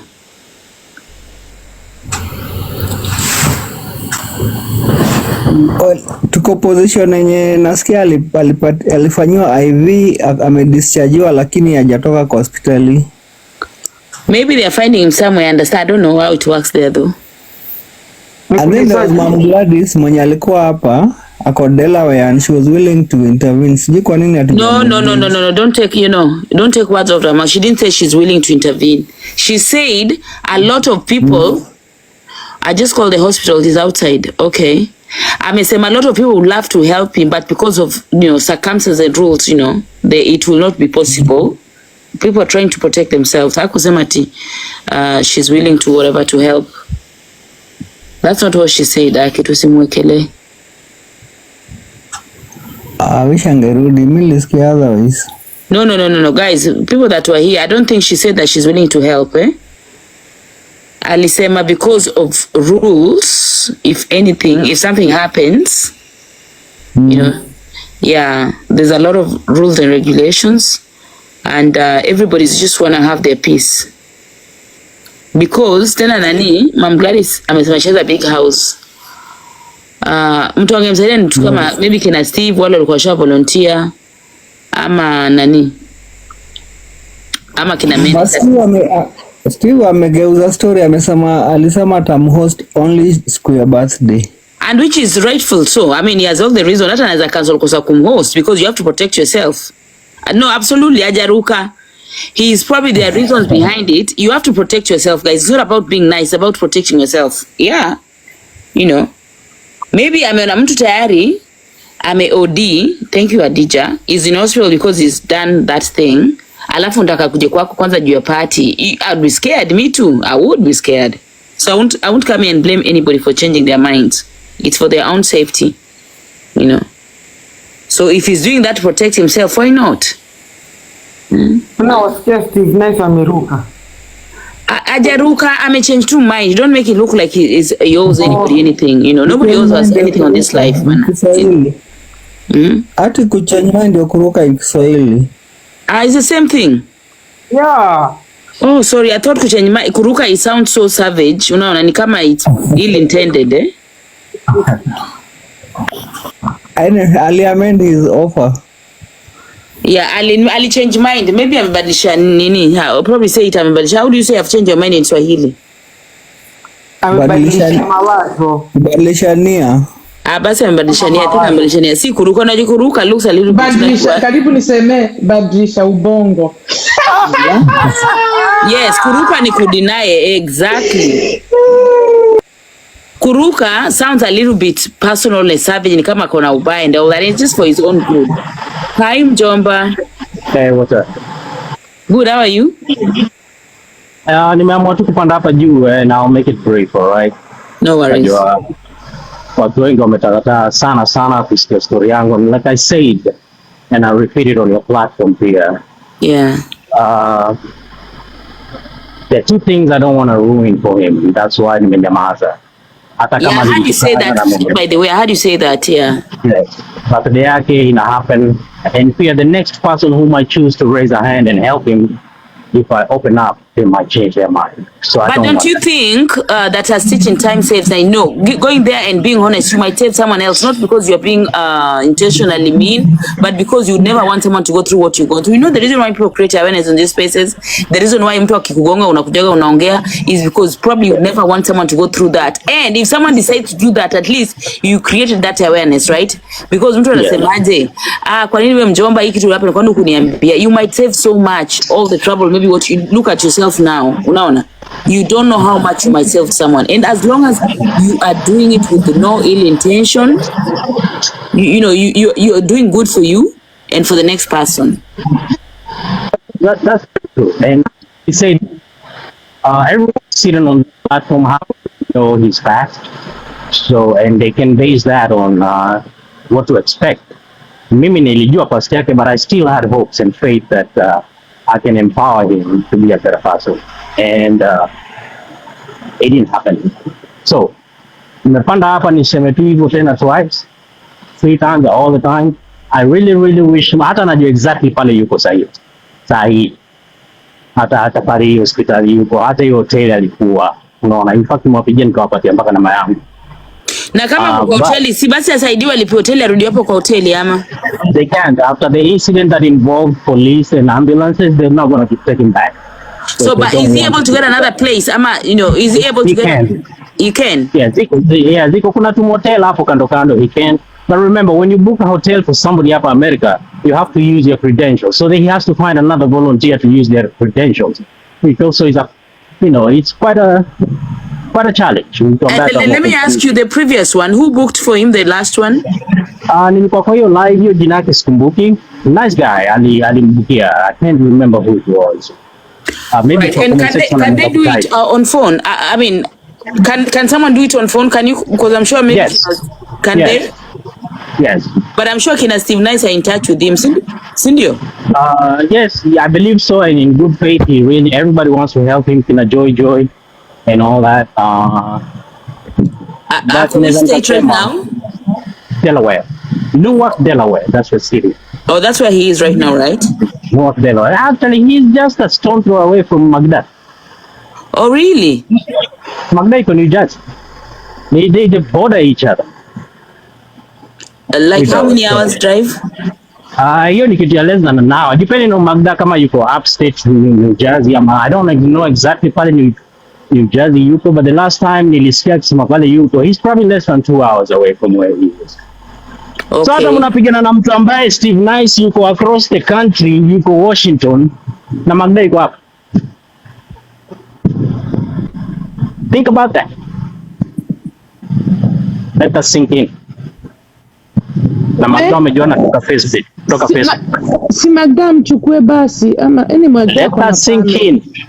Yeah. No, Magda divorce juzi. Let us sink in. But anyway, I'm not here for that. Nimepanda hapa juu, I just make it clear, hey, this is why I'm not. Just to register kufunguka. I was cordially invited even by Diana, nikae chini na yeye. And I said, you know what, Mr. Kudalisha, I don't want, I still want him to be successful. Mjomba, umesema umeongea na Muli ako hapo nje hospitali hapo. No, na hospitali. Wameniambia watanipigia simu sasa, leo watampatia simu aniongeleshe. But nimeongea naye hospitali. Amekuwa discharge, amekaa nje. Ukiwa discharge unakaa hapo nje ili uchukuliwe ama utembee uende kule utaongea na Yesu wako. Unaweza jua kuna nani sasa hizi? That's the thing, because the last naona watu wakipiga kelele huko kwa TikTok, Yakuza is supposed to do it. Remember, who Yakuza has also taken him in the past. Can I say something? Yeah, sure. Anyway, it's nice to, it's my first time in your platform. Karibu. And I'm sorry, I have a cold, that's why. No, it's alright, anytime, no worries. Hey. Ngoja nimalize alafu nishuke. Wacha Mjomba tuambie, yeah, please. So nilikuwa tu nataka nipande nisome hizo vitu mbili. Please don't get me wrong. Hata saa hii I can drop on a dime niende bado nimfuate. But there is some things he knows he's supposed to do that he does not want to do. Wacha nikwambie kitu moja, Mjomba, you know, as it is, I mean, if someone is out of the hospital, they're unwell, that, you know, I know sometimes you have a difference, but sometimes stop bullying. Kama vile ulikuja pale ukanibully jana. Hii maneno ya kuambia Mjomba stop. Like, ngoja kwanza, let me address Lady J mwenyewe. Stop this. Let me address Lady J mwenyewe. Lady J, you are the fucking reason why these vitu zime-escalate. You know what message you sent my sister, Lady Jacqueline. You know what you did. Spanya hivi, Lady Jacqueline, umejiona na yeye even before I came into the picture. Go ahead and do your thing. Go ahead and help him. Okay, so guys, uko nyumbani but unashindwa kurushia watu ninio. Hata mimi umenitukana na mpaka niko na voice note yako umenitukana. Sijaileta hapa. Letter, Mjomba, letter voice note, letter. Please. No, letter voice note. Wacha mimi nimesema na nitarudia. Move on. Ngoja mimi nikwambie, mimi sio mtu wa letter voice note, letter. I will move not. On. You're a sick man. I already did. Move on. Who's the sick man? Who you supposed to help? Move on with your life. Who's the sick man? Muli ama yeye? Achana na Muli. Who is the sick man? Achana na Muli. Wajua nini? Ati, wacha nishuke alafu nitarudi niongeze ile Jacqueline na body. Sawa. Wacha nishuke. Kwa chai guys bwana. Hapa mimi sitaki mambo ya chai. Usishuke. Mimi nilikuwa nimekuja hapa na nimekuambia ati na nilikuwa sijamaliza kuongea na wewe. Bring the screenshot. Mtaleta hiyo screenshot anasema. Mtaleta hiyo screenshot. Jacqueline, just a minute. Hang on, Alili, 1 minute. No, hang on. No, ngoja Mjomba before ushuke. Ona, Mjomba, please, respectfully before ushuke, guys, let's mute. Tuache Mjomba malize. Everybody will have their time, you know, please. It's okay. I'm the evil guy. No, it's okay, Mjomba. You're not the evil guy. Nobody's perfect. You know, we all have our, you know, at this point, hakuna evil and whatever, you know, because people are kind of, you know, there's a lot of curiosity. And the fact that Mjomba, you've probably not heard your side and people are curious, you know, people want to hear. And as I've said, that you talking about your experience doesn't mean that unamwaribia. It's just you sharing your experience honestly and nothing added. Unaona?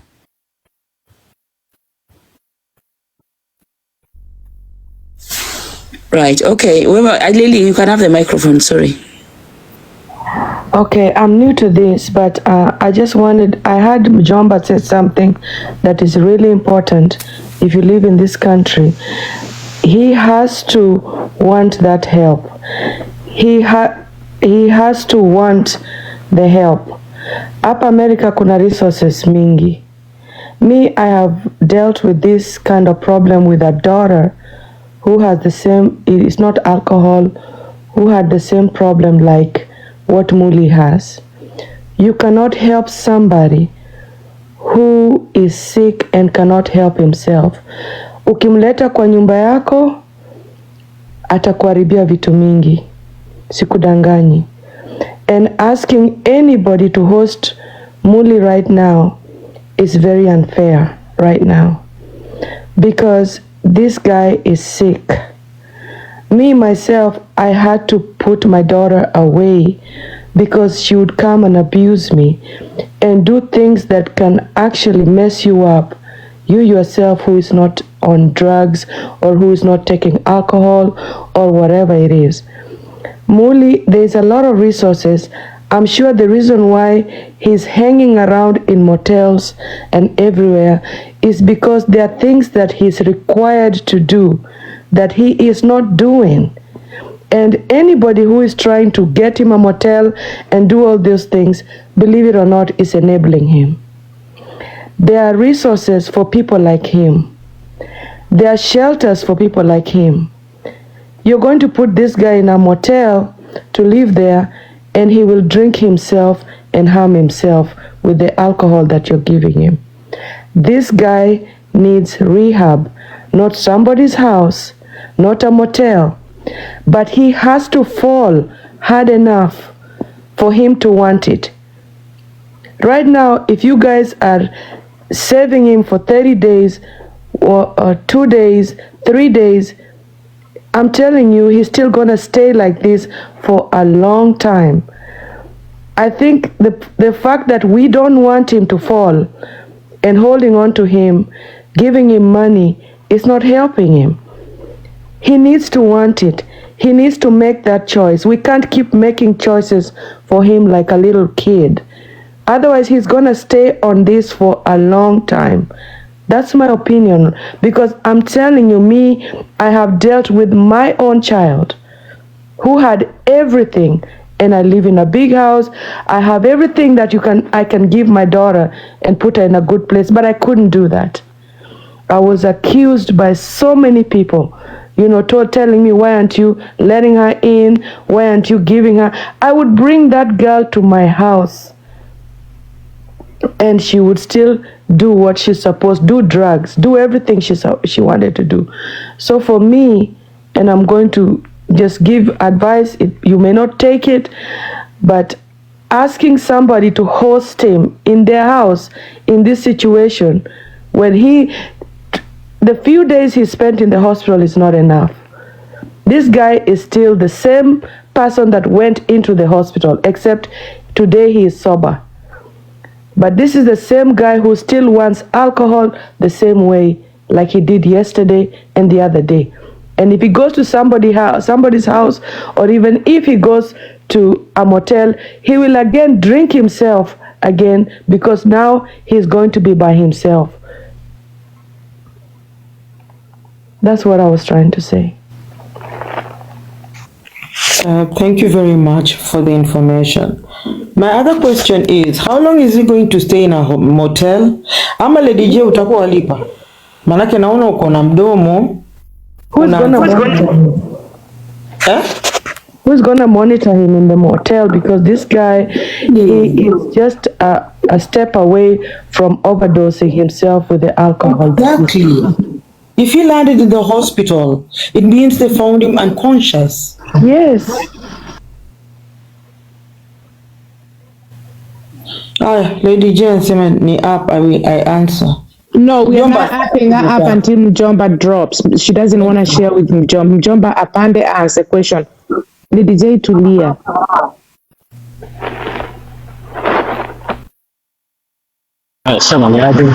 Thank you for having me back. Mimi siwezi kwenda back and forth na Lady Jacqueline. Mimi hata mjai kuniona nikizunguka hizi ma platform hata nikipanda guest, but I feel at some point it gets to where I have to say something.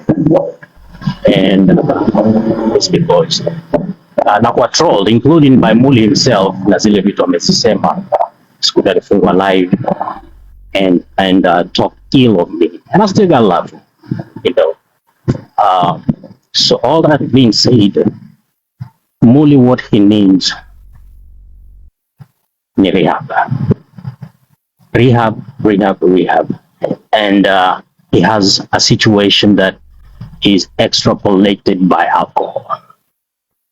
So he has a condition that pale alikuwa anaishi kwa dada yangu, who's a full-fledged nurse. So she understand hiyo field vizuri sana. Tulimtafutia mpaka hizo program zote, watu wanashinda kusema tumtafutie tumpeleke wocho. Niko na mpaka list ambayo nilituma mpaka kwa simu yake, mpaka zile tulikuwa tumempangia pale tutampeleka. We had a step-by-step plan. But Mary Pretty, you're in the medical field. Hii kitu you cannot force mtu kuenda until aseme mwenyewe, hata akipelekwa na ambulance hospitali, until aseme mwenyewe. The only way sahi anaweza kupelekwa involuntarily if he's intubated.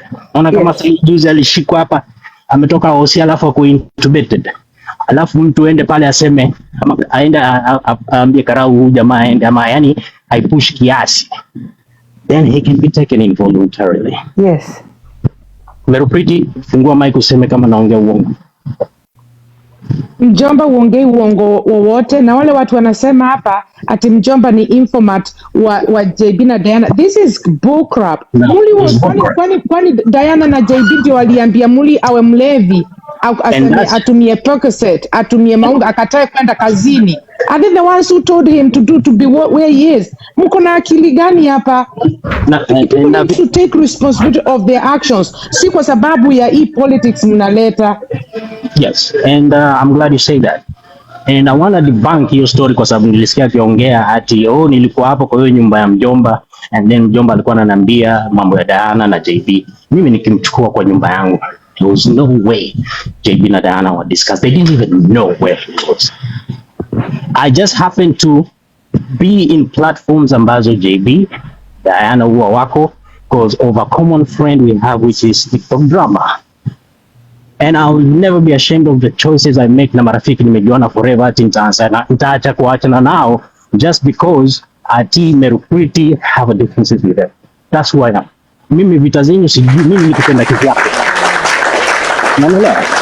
Hata sasa nimepanda kwa hii platform, kuna watu wata question ati na Diana have a history. But nimepanda hapa. Unaelewa? Not because of the fact that kuna zile mambo tutakutana na ujinga za TikTok. But this is very serious, and the reason I raised my hand is because I've lost 3 friends kuwarudisha nyumbani na casket in Wichita, Kansas. Hii kulewa sio mchezo bana hapa Amerika. So mtu kama Lady Jacqueline kupanda hapa na kutupa mdomo na kuongea vile anaongea, and she knows, in fact, naweza nikaonesha yeye ndo anamtumia pesa ya kwenda kununua hiyo kiroro. Yes, I do have that. Lady Jane, najua uko hapo unasikiliza. You send him PayPal. Niko nayo. But that's not the point. The point ni kusaidia huyu mtu. Mimi sina hizo ujinga tuzungushane TikTok. Kulienda hivi kufanyika. How do we focus kusaidia huyu jamaa? 2 ways. Why was Lady J bullying your sister? Why was she doing that? I don't know. Aliamka tu siku moja tu akaanza kumtukana na akamtumia message tu. Na she didn't even have a number. Guess who gave her the number? Muli. Thank you. Nipigie makofi. Bate honga kiti. Mimi hata sijasema ilifikaje mpaka Muli akatoka kwa hiyo nyumba. It's worse than what you guys know. But I choose not to talk about it. Na sometimes imefika mahali naona leo kila mtu anazunguka akiongea Muli then mjomba inadropiwa hapo in the midst. Just want to make it clear. I still got love for your jamaa. I want him not to go back home in that basket. Please. Kama kuta mtu mwingine atainua mkono amsaidie, well and good. He will need mimi to do it hata nitakuwa hapo nisaidie, but sio vile nilisaidia the first time. It will be different. Lakini mjomba, si unajua vizuri Muli hataki hata jina rehab kuisikia. Ati hataki nini? Kusikia jina rehab. Well, and it cannot be forced, I think. You cannot. Huwezi kulazimisha mtu hapa Amerika kwenda rehab mpaka akubali mwenyewe. Like I said, anaweza kulazimishwa sasa hivi alifuatwa unconscious. Alafu apelekwe hospitali yako intubated. Hapo kwa hospitali sasa ndo anaweza kuchukua na wamlazimisha ende rehab. before. Lakini kishapita hapo, ashatibiwa, ametoka hospitali, anangoja kwenda nyumbani. Sasa game over. Sasa involuntary, sasa it's out of the question. Yes, it is. What is the way forward now? Atake mwenyewe. Want it. Atake mwenyewe. Unless ali change mind akiwa hospitali, mimi achilia, hataki mambo ya rehab. Mimi hata mnaweza hata sasa hivi naweza nikapiga simu sasa hivi kwa rehab sasa. Hata sio mpaka kuna crisis amba hizi vitu ziko. Kwani akae akilipiwa hoteli in the US kuna homeless shelters. Siende kwa shelter. Thank you. I'll answer that question. Shelter Let me answer that question, how shelter works. Merpridi already know the answer, but since you brought it up and they give you shelter, they have rules. Rules number 1, ile time utaingia na ile time utatoka. Unaingia 7, at least by 6 ushaingia, and by 7 asubuhi ushatoka. Yes. Now, the one thing they always check is kama ukuna any signs abuse, whether ni drug ama ni pombe. So ukirudi pale hata unanuka pombe kidogo, they're not going to let you in. Yes. Hiyo kitanda utapatia mtu mwingine. Unaona? Now, that is something that might be a challenge kwa mtu kama yeye kusema okay, nataka kurudi sasa ili kitanda yangu niingie. What are the chances pengine atakuwa ananuka kero? And I want to make it very clear, kwa sababu mwana live zingine zikizunguka zikisema Muli does not use drugs. I repeat again, Muli does not use drugs, please. Hiyo nitamtetea roho safi. Yeye ni keroro tu inamsumbua. And if you did know, pia nitarudia, kuna Mkenya mwingine mwenzake best yake wako naye hapo. Yuko homeless kama yeye. While everybody is busy focusing on Muli, there is a second one. Wako naye hapo McDonald's. Yani wanafuatana kama mapacha hao wawili. Yes, they watch each other's back. Huyo anatumia both. Anatumia madawa. So ndio shida yao apiga ndio simu watu watu ambao wameinua mkono wajaribu kusaidia, ni kujaribu tu kama wewe DJ kulitupa tu, yani sema you are fine man, you are evil man. Jambo DJ kama unaweza ubati mchukue umlete kwa hiyo shamba yako 200 acres. Come on now. Ama ungemsaidia beforehand. Kuja hapa Mjomba nikasema walinipigia wakiwa wawili, huyo wakanizungusha hivi mavitu na nikajua hao ni homeless wawili. Anyway, nimesikia relief Muli atumii madawa, lakini yeye mbona Muli alikuwa anasema anatumia Percocet na madawa? Ni kutaka ni clout ni nini? Ni clout. No, he doesn't. Amekaa kwa nyumba ambayo mimi niko, he doesn't. That's good. Hiyo I will not lie about him. He does not use drugs. Muli ni pombe, and obviously he has an underlying mental condition that is extrapolated na pombe. So let me just shut down hiyo. Kila mtu anasema oh pengine ni drugs. No. It does not. So in conclusion, he has to volunteer himself. Yes. And let me tell you about this. My own daughter is clean now, but it took her going to jail. It took her going so many times to rehabs and not. I'm telling you, Muli has to volunteer himself and he has to want it. If anything, whoever is trying to help him now can convince him to go to rehab, I think that's what will help him. Because like Njomba says, there's nothing we can do. Even the hospital, nothing we can do right now. That he has to do everything by himself. So if anybody can help him or can help Muli right now, is to maybe just be talking to him, convince him to go to the rehab. I think that's the conclusion there. Because it's available. No, Alex, he was highly in a situation that there was a lot of najibu your comment there, Alex. There was a lot of people around him. Hata kama mimi siko around, my sister was there, my grandma was there. And obviously when somebody's taking drugs, there is some physical symptoms you can tell. And there is a certain way they go out of their way to hide it. Ishaka hapa long enough, you know how to tell somebody does it. He did not, Alex. Hata kama, 24/7 my eyes are not on him. Hiyo nitamtetea. He's not. He does not.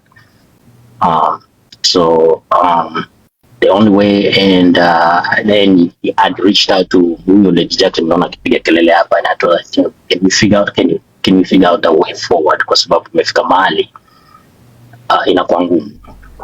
And I honestly hoped that her voice akimwongelesha Nyimbaten might urge him aseme, okay, Lady J, he looks up to Lady J a lot. Inaweza kufanyika. But she turned around, and I'm the vile, horrible man. The least you can even say to me, Lady Jacqueline, I tried. Thank you took him 2 months. Rent-free, I asked for nothing, nobody to help me with it. That's the least you could have just said. Then go around in every platform and say Jomba is an evil man. It is what it is. Hata saa hii nimetoka kuuliza pale yuko nikipiga masimu, I can still do something. But nikikaa nikisikiza tu hiyo sauti ya Lady Jacqueline, sometimes I say, why?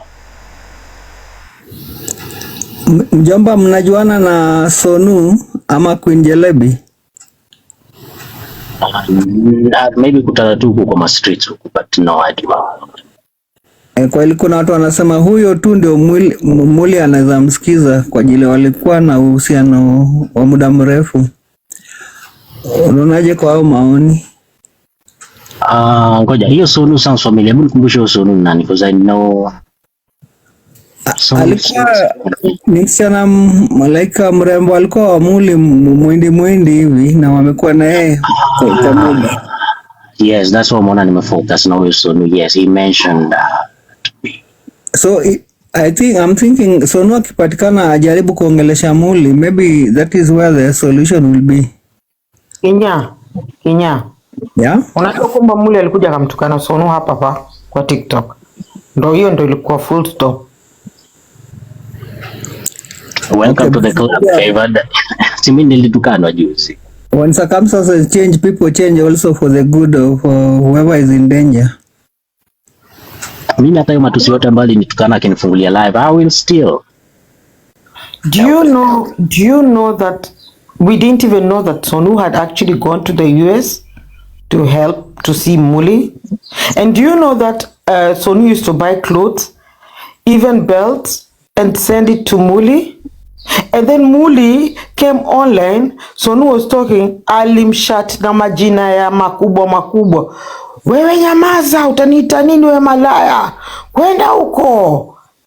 Nikasema God. And that was the last time. You don't embarrass somebody who's actually... Now let me ask you guys, you don't want to get so much in detail. We're looking for solutions right now. So what has the decision been? Uko kwa kina Menes, wame decided story ya Muli. Is he still having his bash on the end of the weekend? Ama wame decided, you guys? Well, niliona Lady Jacqueline amepanda huko, and everybody was recommending they push it again. They focus on him getting out. Has she agreed to pushing it? She was there on. She didn't categorically say what she would do. But nilikuwa kwa hiyo live. They did ask the DJ, and it's up to her because she's the one organizing it, and it's obviously for good. Halimi's birthday yake, so let it be. Let me ask you guys, there's something I've observed. Kwani Jacqueline ako so erratic na history? Mimi ni hebu niambie niendelewe. And Jacqueline ambewa angoma team record matini dark money fuck. Why are you swearing too much? Are you okay yourself, to be honest? Because there's a way Jacqueline is behaving, guys. If you paid attention, she is so irritable. History ya Muli amechukua in such a personal, I mean, sielewi, maybe if there's something more to it, I don't understand, because people are having a discussion, but Jacqueline, is everything okay? Because I'm actually worried, because the way you are behaving around all this thing is a little bit, is uncomfortable. Umekasirika, yani I don't know, mpaka nashindwa, by the way. Is everything okay, Jacqueline? Okay. No, see, I explain, like, utaki ya bully mjomba, Because you know, kuna message Jacqueline ataka kutuambia kwa sababu anakaa very unhinged. Because I've listened sometimes when she talks, unaona. So affect at such a personal level, baka she's taking it too personal. I think everybody wants the best for Muli, and when people talk about it, they're talking to try and get a solution. Unaona? Yes. Yeah. Wada. But we don't want you to come and kind of bully Nani, Mjomba. That would be unfair. Mjomba ni mtu asha host Muli. We have to give him that flower and that respect. Okay? He might not say the things you want him to say now, but you cannot take that away from him. And maybe there are things, one or two, that he can share, he can say. Unaona? Wewe hujaishi na Muli, hujakaa na Muli, unaongea tu naye kwa simu. So let's not kind of push him on the side. Exactly. And remember that he even took the initiatives. Akapiga sipitali. Yeah, okay. Sawa Mjomba. It's either way, you can stay there if you want, or if you're not comfortable with Jacqueline, you can drop so she comes up. Is that okay? Okay.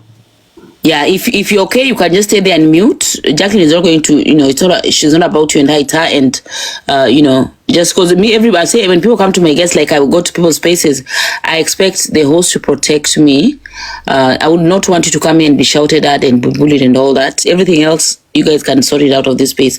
But when you are here, to me, everybody, we have freedom of expression, as long as you're not being demeaning, abusive, or derogatory.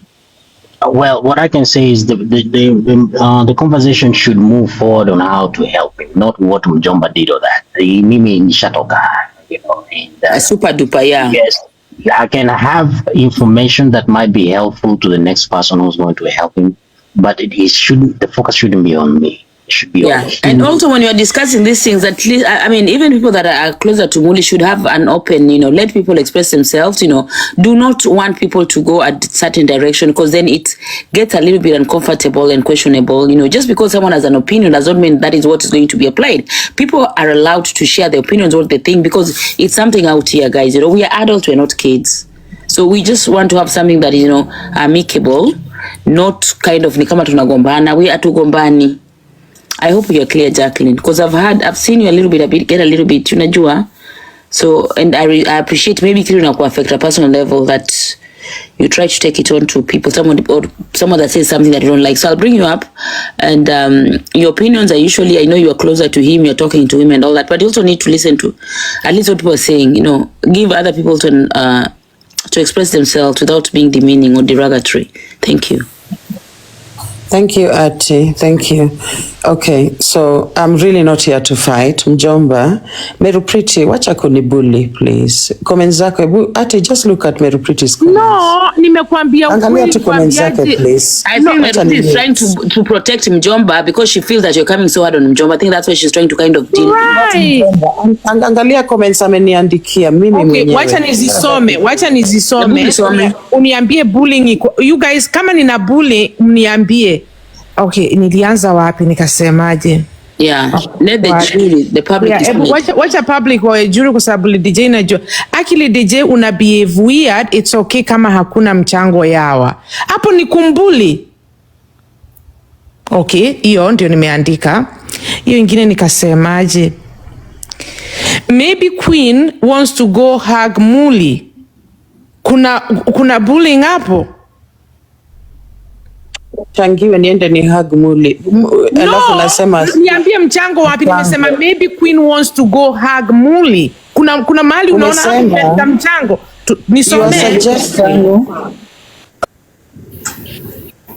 Sema vile nimeandika. No, yeah, kwa sababu sitaki kesho no, go ahead Lady Jacqueline. Yeah, Merupriti, Aki mimi niache tu please. Ukiweza.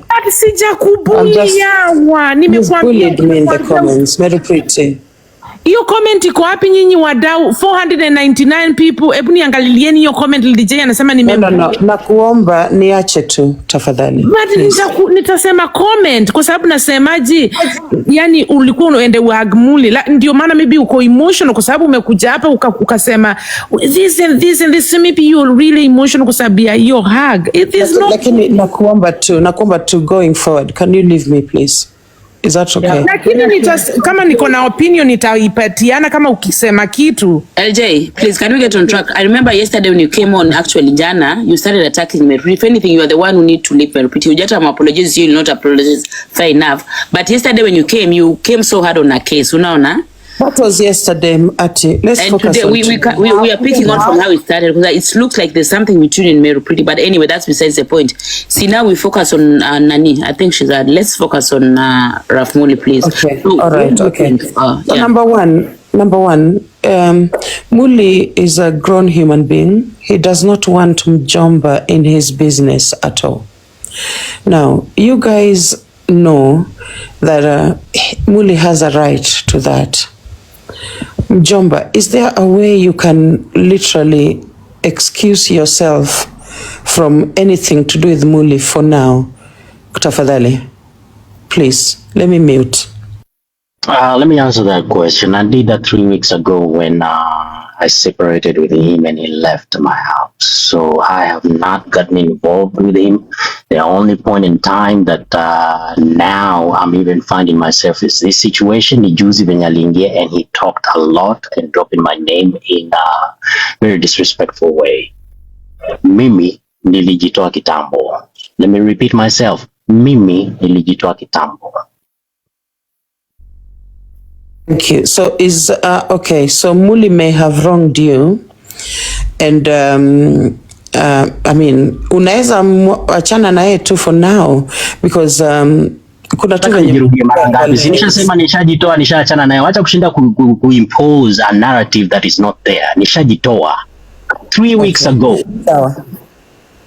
Unajua umekuja hapa Mjomba ukasema ya kwamba ukiongea you will stop the next person. Jacqueline, let's be realistic, man. This is did I say that? Come here, just like everyone else. We are here. We were talking about Muli even before. Na nilisema Lady Jacqueline akipanda hapa juu, she's going to make the narrative about Muli. Let's not talk about Mjomba, to find a solution whether it involves Mjomba or not. It's going to be about Muli, not Mjomba. All of us, Jacqueline. Niweke big screen, Ati, niweke big screen, nionyeshe screenshots alafu nishoot. Super duper. You know, before you even showed up, we were talking about Muli. So, you know, Mjomba came in and joined the conversation, you know.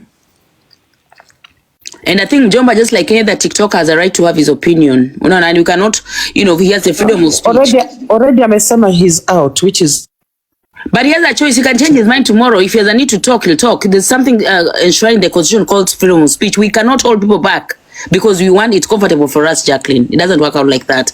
Mjomba can say today, tomorrow he wakes up, he changes his mind. He has a right to talk about Muli. Everybody's talking about Muli, so are you. Why not him? Ama, there's something that you fear you might say. Muli does not want him talking about. He has no authority. Muli spoke about, when Muli spoke about, Muli seek his consent. Thank you.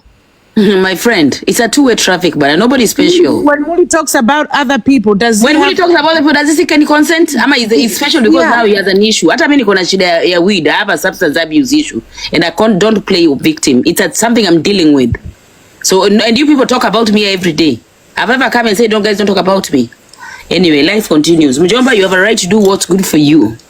Easy mambo za emotional blackmail, people need to stop. We talk even the dead, wakiwa mochari, we talk about them. Hata kiwa kwa sanduku, we talk. It's enough. It's okay, Ati. I get it. Thank you.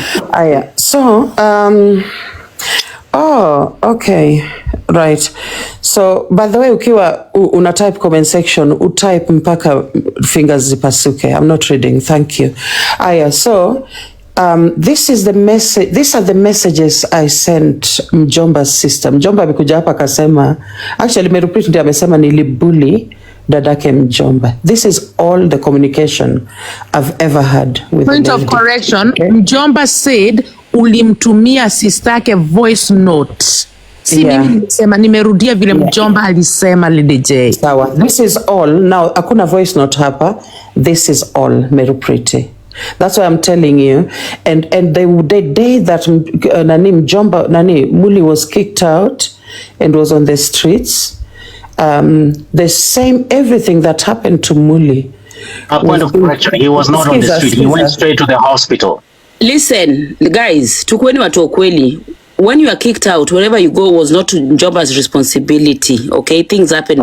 We have lived with our relatives. We have been kicked out. Let us not make Njomba the excuse, Jacqueline. What you're trying to do? I told you he will make it about Njomba. I told you. You are trying to set up Njomba so everybody blames Njomba. That is not very right. That's not what I'm doing. I'm explaining. No, exactly. Something. What are the screenshots supposed to do? To make it look like alifukuzwa. Tupatie solution ya Muli saa hii. Wachana na what happened in the past. Tupatie solution ya Muli saa hii. Yes, what are we doing? What are the plans? You as what are we doing right now? Wachana na hizo past zisha happen. We can go back and fix it. Mnaona hata comment section anasema let me explain. Ate, ulikuwa unadhani nani amesema let me explain? Si tunaona hizo comment section. Unaona sasa Njomba kuna mtu amesema let me explain. Hakuna mtu amesema wewe kwa kichwa yako ndio unaona let me explain. Wacha ngoja kwanza, you know guys, we are adults man, sisi ni watu wakubwa, unaelewa Jacqueline? Whatever might have happened will happen, but you see now what we are doing, we are actually going back. We are not having a solution because when we put these screenshots, these are basic screenshots finding out information about someone, which is normal, unaelewa? Whether he was alifukuzwa ama kufukuzwa, there's nothing wrong with that. It happened. We do not know the details, so we don't want to make Njomba as a scapegoat or make it look like Njomba owed him anything. He didn't. Things happened the way they happened. Fine, Jacqueline. It's not good. It happened. Hata Mfriti yuko hapa juu ashai kumsaidia pia. In case you didn't know, that's why she has a voice too. And you are the lead person, Jacqueline. You need to do better. You need to now show us your leadership skills. Ate. Sasa niko hapa juu, niko na hii chance ya kuongea. Okay, I'll mute. Nimekataa, siwezi ongea. Hujakataa Jacqueline, but don't take the direction that you're sort of putting someone, you know, you're not sort of but you said, we mwenyewe Ate umesema Njomba can change his mind tomorrow and talk about Muli. Sasa mimi niko hapa, I also have my opinion. Umeni suffocate. Umekataa, siwezi peana hiyo opinion. Okay, I'll mute Jacqueline. I respect you. Okay, do what's good for you, darling. I'm not interrupting. I'm going to mute. Thank you. Thank you. Right. So this was what I was saying is this. This is the message. He's sleeping in the park. That's what I say. He can easily be killed. We are sorting things for him. And akaniuliza who is this? Nikamwambia don't worry. He'll be okay. Akasema perfect, please sort him out. This is all the communication I had with Njomba's sister. Now, I want you, Ati, to know that the very day that everything happened to Muli, Diana was on another live explaining everything that had happened to Muli.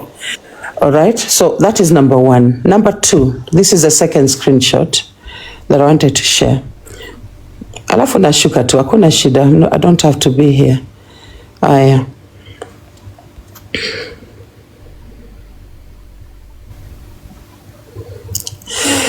So this is the day we booked Muli into the Red Roof Inn. It was on the 17th of August. And we did this in collaboration with Min B. Min B lives in New York State. So Njomba didn't even know who had booked Muli into the hotel. It was actually myself. Okay, I did the booking myself. Was I supposed to know? So okay, just let me talk, please. Don't interrupt me. Thank you. So now, what I'm going to say, I'm going to make a request. Going forward, we need to help Muli. And it's very urgent. And we are not asking anyone to take Muli into their home because the experience that Muli has had with Njomba has not been pleasant for him. I'm talking now for Muli. I'm not attacking Njomba. Okay? Muli has gone through hell in the hands of Njomba. Njomba took him to help him. Things went really bad. Some details ni mimi ndio niko nazo. Nyinyi hamna. So, naomba tafadhali, as TikTokers, tumsaidie Muli. Even if it is that rehab, let it come from him, Muli. Tafadhali, let him be the one telling us, you know, what rehab he wants to go to and how we can help him. You know, hakuna mchango. Initially, all we had planned was to help Muli have a birthday celebration, ili from that birthday celebration apate a home, a roof over his head. The birthday was purely to get him a roof over his head, whether it was a small flat or a room in a shared accommodation, right? Now, what TikTokers have decided till now is that that is not very good for him. Okay, that the best thing that should happen to him is that he should go into a rehab. Okay, now if Muli himself comes here and says, yes, I want to go to rehab, let us help him get into rehab. But let's remember that Muli is an adult. He still has to, agree to whatever decision we are making here on TikTok. Okay. Number 2, I have never sent Muli any money on PayPal. Ever. Sijawai. So, please be very careful what is being said on TikTok. Nimesikia kwamba I am Muli's enabler, nimekuwa nikimtumia pesa ya pombe. I've never done that. Mimi, I'm focusing on Muli getting accommodation. And I said juzi very, very clearly ya kwamba hatutaki Muli aende kwa nyumba ya mtu. Hatutaki. Kwa sababu mimi, that day that I was sending these messages to Sistake Mjomba, Muli had already slept on a bench at a park for that was the 3rd night he was going to sleep on a bench. Okay, and I was very, very upset. I was very upset. Ati uliuliza what is wrong with me, ya kwamba I am, siji ulisema I am what, siwezi kumbuka venye ulisema, but Muli is a friend of mine. Muli is someone we talk to a lot, so I understand him. Okay, so when I'm upset about him, I don't think you should judge me for that. Yeah, he is somebody I care about. So him sleeping on a bench in America, that is going to upset me. That is why I'm saying what I'm saying. And me saying Jomba should be totally out of this story is because that is Muli's wish. He knows why he's saying that. He knows why. Yeah? Sasa hata nyinyi, tafadhali, ebu mheshimu hata wish. Yes, he is homeless, he has nothing. But can you respect his wishes hata kidogo? Huyu jamaa aache kuongelea story ya Muli. Anamtrigger vibaya sana. Anamtrigger. Watu walipigana physical fight. They've beat each other up. Muli and this Mjomba. You guys, please. That's a lie. You are not there, so you do not know what happened. And let me just address something you just said right now. Mimi nilikuwa si tafutani na Muli, tuliachana 3 weeks ago, sijaongea until alifungua live na ulevi zake. Akataja mpaka jina dadangu, her full names. That is the reason now I am responding. Nilikuwa nimenyamaza. Si alitoka 3 weeks ago. Niliongea mali. Unajua ni watu wangapi wamenifuata mpaka kwa DM niwaongelesha, including Diana was supposed to sit down with me. It didn't happen. So stop that narrative you're trying to push ati niache kuongelea nyanyake kuongelea. Is because alifungua mdomo yake akaongea juzi, jana na mtondogo. Are we together kama tako mbili? Na nimemute. You see that amount of anger, that is what I wanted literally to see. Now, that amount of anger, Mjomba, makes you not the best witness for Muli. That's why I'm asking you. Can you stay out for now, tafadhali? It has nothing to do with anger. You definitely, when somebody puts your name na uongo zila lisema, you will definitely. Wewe unasikia mpaka mtu anarukaruka kwa nyumba ameshikilia paka mpaka anapanda juu ya counter ya kitchen. What? Oh, you not gonna be pissed off? Answer that question. Anafungua live kama anarukaruka juu ya counter ameshikilia paka akizunguka nayo hapo. Kwanza niliona hiyo paka nikashtuka. Wewe acha zako Lady Jacqueline, man. Come on now. Get your shit together. Ndio maana siongei. Nimenyamaza because I want him to be successful in the next person atamsaidia. Yeah. Okay. So Jacqueline, what is the way forward? Like, okay, so what is the plan? The way forward, number 1, I'm going to make the request the last time that Mjomba, you literally leave Muli's issue out, tafadhali. That's my last request to you. With all the love in the world, Mjomba, please. You can request all you want. As long as he has my name on his mouth, I'll definitely respond this time. You know, Jacqueline, you're not making things, but instead of us focusing on the bigger issue, you are also much. Exactly. Oh, umeng'ang'ana tu na mjomba tu hapa. Umeng'ang'ana na mjomba tu, mjomba this, mjomba that, mjomba this, mjomba that. Jomba is trying, so I'm not being biased, guys. Tell me if I'm being biased. I think Jomba is trying to hold himself together, but every time Jacqueline is literally, she is literally trying to trigger me. That's what she's trying to do. If I was you, Jacqueline, because you are the one who's sort of in charge in a story, I'll go to the next sentence. I'll go to the next sentence. Yeah, hata ukaongea with your British English, hati next sentence, nyanyake next sentence, tushachoka, mchukue. So Jacqueline, what is the way forward? What do you advise? What do you say? What do you do? What is the plan? Like, right. So the first thing we have to do, is honestly care about Muli. That's the number one thing. That's the number one place that we need to be coming from. Muli does not have a roof over his head. Now, the shelters really also, I don't know what history he has with shelters. Something tells me he has gone to shelters so much that he really is avoiding shelter and avoid sana. Okay, sawa Jacqueline, please you tupatie pointers, utuambie number 1 nafanya hivi ama nini. Tunataka a roof over Muli's head. That's number 1. So in other words, number 2, we will think about rehab. Number 1 ni accommodation. Okay, so you and as food. the planner, right now, your priority ni atafutiwe nyumba kwanza. Yeah, okay, wacha nimalize. So his body weight has gone so low. I think she's called Heal the World or something. She went and saw him in hospital. I think it was yesterday or today. The guy is so skinny, right? That he seems as though hajakuwa akikula. Unaona, he's not been eating. So right, he needs a roof, at least over his head. So we need to think about just basic provisions. Yeah. That is food and shelter. Right. Okay. Food and shelter. Yeah. So how do we achieve that, Jacqueline? Now it is not through mchango. I think people are getting this wrong. Now there are people in America who are already supporting Muli very well financially too.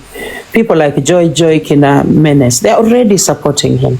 Even after I checked into this hotel, the Red Roof Inn, there are people who've been paying that bill since that day, the 17th. You understand? So in the US, baby, in the US, if we don't have a place to stay, shelter is free. They can feed him 3 times per day.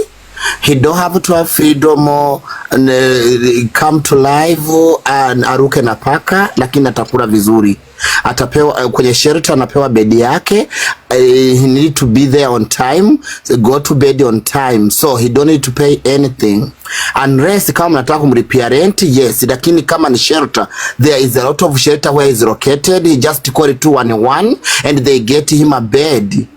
That's number 1. Number 2, Muli cannot get property because according to his record until he finish the problem we have with the police department. You know that.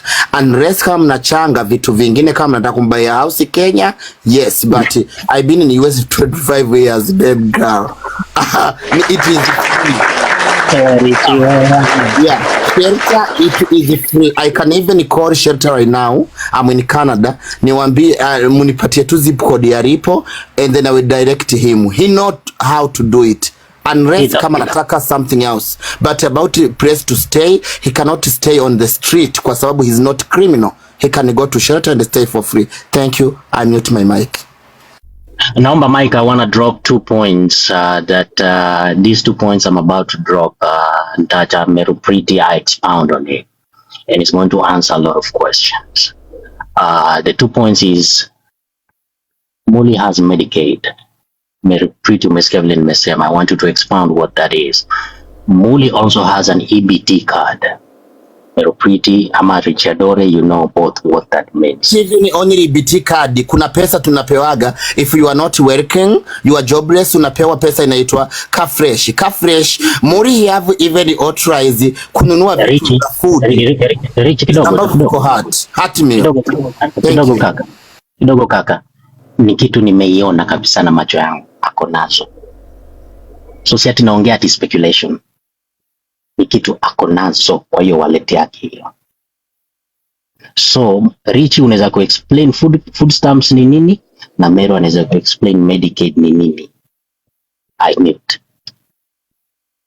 Guys, kwa wale ambao hamjui, Marekani ukisha you don't need to be US citizen kupata huo usaidizi. When you become permanent resident, wajue kwamba ni mtu ambaye huwezi rudi Kenya, you are green card holder. Wanakupatia kadi ambayo inaitwa EBT kadi. Hiyo EBT kadi wanakuuliza, do you cook? Unalipa rent unapoishi, lakini hauna income nyingine, unapewa mpaka cash assistance. Inakuwa inasoma kwamba food stamp ni pesa ya kununua chakula peke yake, cash assistance ni pesa na kununua pombe, ama akanunua hata smartphone akaja hapa kuwacharaza nayo. Sio shida. Halafu insurance ni kumaanisha government of America, they cover his bones, his ass, his legs, mpaka na kichwa. Hata kiumwa, hata skin ukipasuriwa, una swap hiyo kadi. So you guys kama uko Kenya, cry yourself, he's in good hands. He is permanent resident. Guys, he's eating healthy food.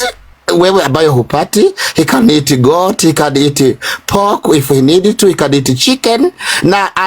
And then in fact kwanza kienda shelter, wamehaya paka watu wa kumpikia. He have his nice bed. He takes shower twice a day, morning and evening. The only time condition in shelter, he need to be there on time. If we can go Azurure ama wachambe on TikTok, we need to be inside by 10 p.m. Sasa, if you are outside of your mind, cry yourself. America wameorganize hivyo vitu kama hapa Canada. When you become homeless, you will be business. When you become rich, you will be a business. When you die, nobody gonna bury you until you have 8,000. So, wako protective anyway. Kama ni vitu vingine vya kuchanga, I love Muli. I'm there, nitatoa pesa. Now I'm good. I go back in Chadori. Nachangia Muli. We are not having mchango for Muli. We've never even thought of mchango, Richie. Hizi ni maneno za gossip za street.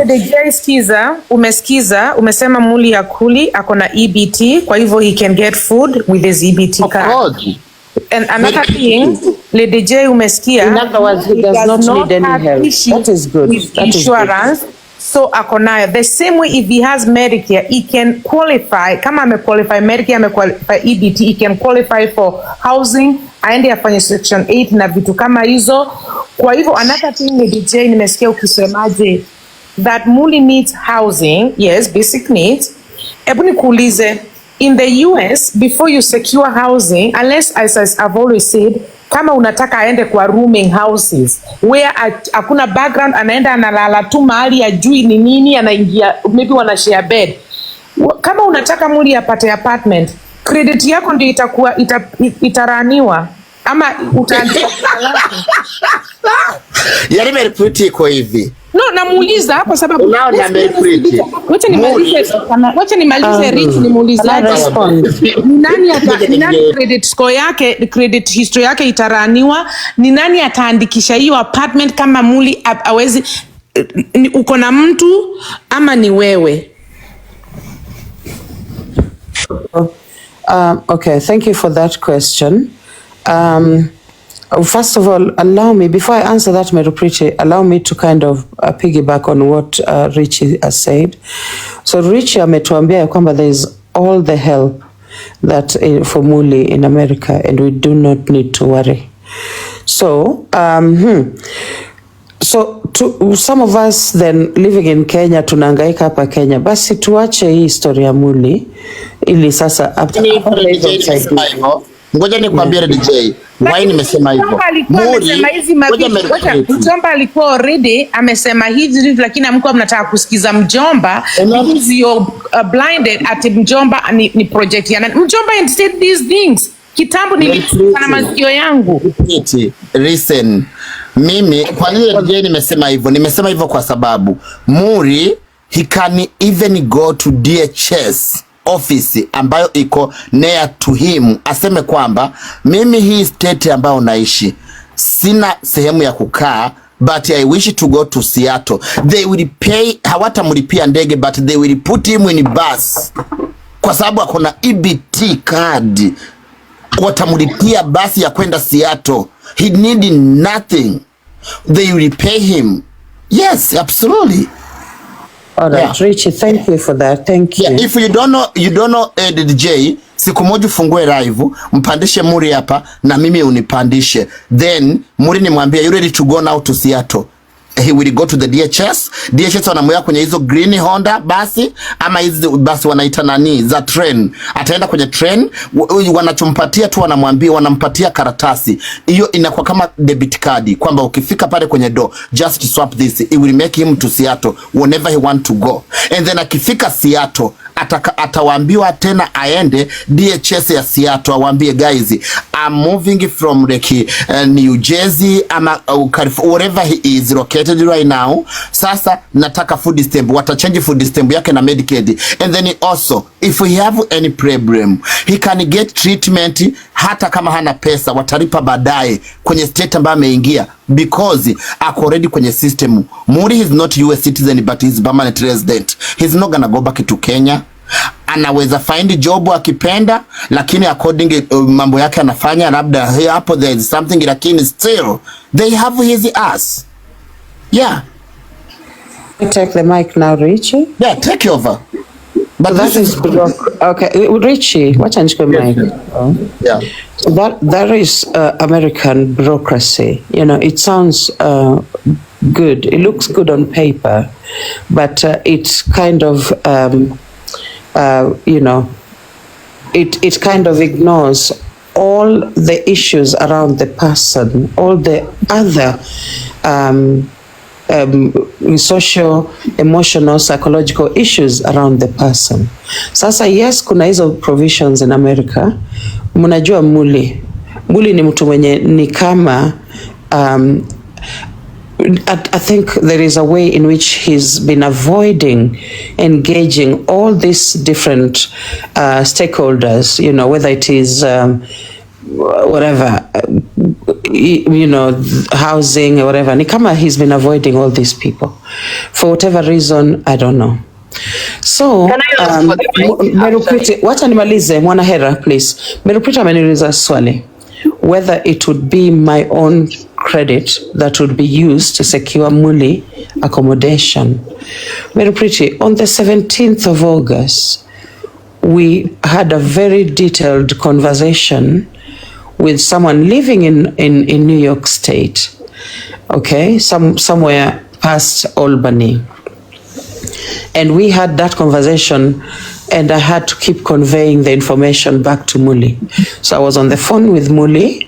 Muli was at that time in a park, okay, going to sleep on the bench again. Now, the lady, you know, was actually ready to get him a place in a shared house. You understand? Shared housing. So you just rent a room, just a single room, so that at least apart a way of having a roof. Muli's biggest problem right now is a roof over his head, nothing more. Now, sadly, we could not take that place, we could not get that support, kwa sababu Muli mwenyewe, we respect his decisions.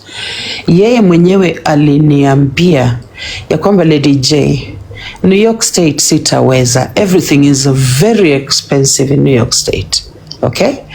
So itafika time yenye I will need to pay for that room on my own.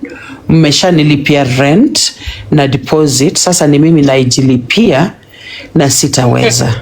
Okay? So of course, we know that there is housing, you know, maybe I think America may have the same systems where maybe housing inalipwa na serikali or whatever. But what Muli requested was that he be helped to get to Washington, okay, where kina menes wako. Now, at that point, I was already in conversation with Joy, but I did not make the request for Joy to accommodate him, because what we want is for him to live independently.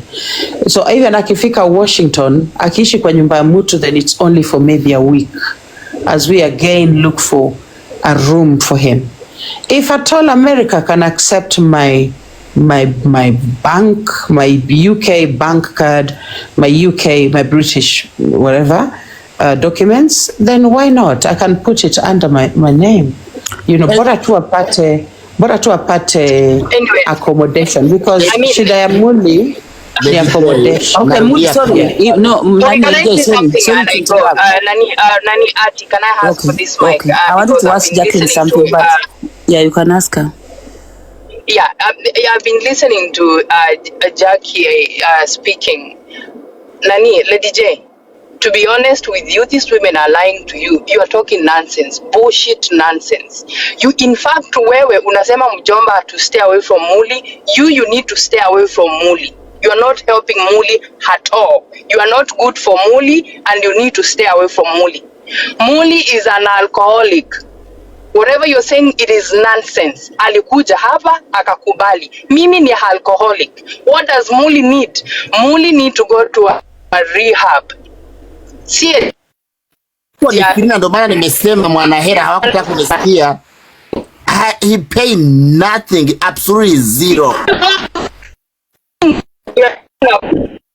If you're going to address me, hebu tafuta network. Tafuta network. Kuna point mzuri sana, enda mahali kuna ka network. Mwanahera tafuta network. Alafu ndio ni address. Uendelee na hiyo mafuta kabisa. Endelea. Guys, ongeza petroli, address properly. Nani Jacqueline? Mute. There's something I wanted to ask you, Jacqueline. Network. Mwanahera, tafuta network. Mute network. Wacha ni mute. Kama atusikii. Let me mute her. Mwanahera, tafuta network and then you can come back. Jacqueline. Oh God. I wanted to ask you something because you keep referring to as, oh my God. Mwanahera, your network is awful, darling. You need to sort out. Usi unmute, tafuta network, and then when you can, we can barely get what you're saying. Kukanyaga. Unaweza drop rudi juu tena. Mwanahera, ebu enda chini, alafu rudi. I think your net is not very good. Ama now you can talk. Can you talk now? Ati nikwambie, the only usaidizi Muli anataka. Kama anataka kwenda Seattle, sawa? Mimi, okay, kama hataki, alipiwe hizo basi za government, I can pay nani ticket yake aende Seattle. Akifika, the only Muli anachotaka ni sehemu ya kulala. In case akifika kule, ikiwa evening time, DHS wakifunga, ndo hatapata sehemu ya kulala siku hiyo. Anaweza lala kwa mtu, lakini the following day anaweza enda DHS waambie nimehamia hapa na sina mahali kwa kwenda. This is my permanent resident card na hii ni social security yangu. Atapewa sehemu vizuri sana. He will get a bed. You guys mnachemsha tu kichwa. I'm telling you the truth. I've been in America since I want to respond according to what Jacqueline. I agree with you, Rich. Yeah. I agree with you, yeah. I want to respond to what Jacqueline, because Jacqueline keeps saying we. So I do not know if she's working with professionals or who are these we that, they have decided. And then again, Muli is someone that needs support. He cannot decide what he wants. At this point in time, he needs support to decide what's good for him. And if he's not willing to get that support, people cannot go with what he wants, because obviously whatever thing is wanted has led him where he is. No. So when you say we, maybe there are people behind the scenes that you people talk with. I don't know how professional, what level of professionalism it is. So if it's a professional decision, fair enough. But if it's people talking behind the scenes, they should also be able to cut up for these things. Because when you talk about kumtafutia nyumba, as most people have said here, there are a lot of logistics involved, right? And then this house has to be paid, unaona, and I'm sure it's quite a lot of money. So I wanted to check, maybe if you also have plans, is that money supposed to come from his supposed birthday, or are those people willing to pay for his rent? Because getting him a house, because you keep insisting that what Muli needs is a shelter, fair enough. But then what are the logistics? Who are behind it? What is the plan? I think you should touch on there. So because this house, has to be paid in one way or the other. If you don't want him to go to shelter because you said he's allergic to shelter, so shelter is out. Sindio? Yeah, no, he's really not allergic. It's just that. Can I say? 1 second, Red J. Ati, there is something you want to know about America. Even mkimchangia pesa, Muri kwanza number 1, Muri I love you, kama uko hapo unanisikia.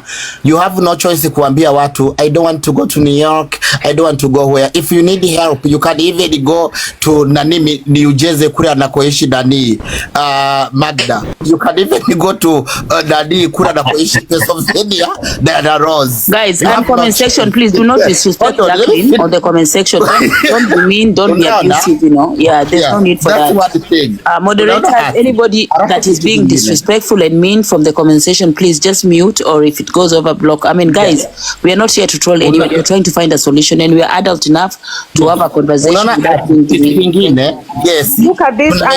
Unaona, ngoja kidogo. Naomba mic dakika moja tafadhali. 1 second kidogo nimalize hiki kitu. Tukisema achague press Muri anapotaa ukaa, number 1, hawezi pata nyumba. Muri atapewa nyumba na government. Otherwise, mkisema mtafutie huge apartment, haitamsaidia kwa hizi pesa, kwa sababu America wanamwambia we need to see where the money come from. Hata sema imetoka TikTok, they gonna ask him, do you pay taxes? Yes, state. Mtampeleka kwenye matatizo. You guys, you have to run about America. Kwa sababu akisema amechangiwa hiyo pesa na watu wa TikTok, hata pewa nyumba watasema okay, wamekuchangia. Hey, sorry, Lady J, hey. Hang on a minute, someone is talking, please. No. She's probably with Muli, or she's probably on the phone or something. No, but this is what I'm trying Red J to explain. Red J, listen. He'll the one. Yeah, unaona? Tunaweza sema maybe akona Muli. Nani Rich, wacha heal the one. Unajua Jacqueline is the one that is in charge. Yeah. Okay, talk heal the one. Hey, so Muli has been discharged from the hospital. Went to the hotel. I need Lady Jacqueline to call me. I inboxed you my number. Like ASAP. ASAP on WhatsApp. All right, let me drop and call you. Thanks. Okay. But let me ask you, Mjomba. Number mic dakika moja tu before you ask me the question. Okay, go ahead. I want to explain some few things. Na hii information I was hoping Lady Jange kwa hapa isikize. It's in good faith. Nitampatia information as much as she's attacking me. I'll give her information that she needs. Ameitaja hapa kumsaidia. Now, in order for Muli kupata apartment hapa, just a regular apartment, first of all, you have to show that you have gainful employment, which he does not. So haezi kuchukua nyumba mpaka aonesha kuna gainful employment. You understand what I'm saying? Rich amedrop, you understand what I'm. Mtu yote ambaye kwa US knows that. So because he does not have that, there are options. Na hiyo ndo option kwa nataka kurushia Lady Jacqueline, and she doesn't understand. As busy as she is attacking me, I will still, like I said, na atakia huyu jamaa mema. There is what we call extended stay hotel, where he can stay there for even a whole month. Inakuja mpaka na ka kitchen kidogo. Since she said she can swipe her card, somebody gives her the information. Mtu yote yuko hapa kwa hii live, I want you to type extended stay Newark, Delaware 33 Continental Drive. Iko hapo. She can do that for 30 days. Extended stay iko kila mahali, all the states. Hata huko Seattle anaenda. She can pay for it. Akichukuliwa na hiyo na Steve afanye hiyo bash, and then she can figure out vile ataingia hiyo rehab, since she's so bent on tuanze na hii ama tusianze na hii. But we all know that he needs help, professional help, whether there is a roof or not. Your professional help comes with a roof, but since she's hell bent tumweke mahali, ndio hiyo nimekwambia extended stay. It is $70 a night. Unaweza kumlipia basi hiyo mwezi mmoja, na hiyo kadi yako unataka kuswipe. Unaweza kulipa hata ukiwa huko Kenya, akae hapo while you figure out what you want to do with him. Na nimezima mic. Thank you, Mjomba. Ni kama I think Mjomba is look, kuna kitu tuna miss hapa. Angaliani pattern ya Muli. Muli mnasema cannot be admitted to shelters. I would like to know, what have you done that no shelter wants you?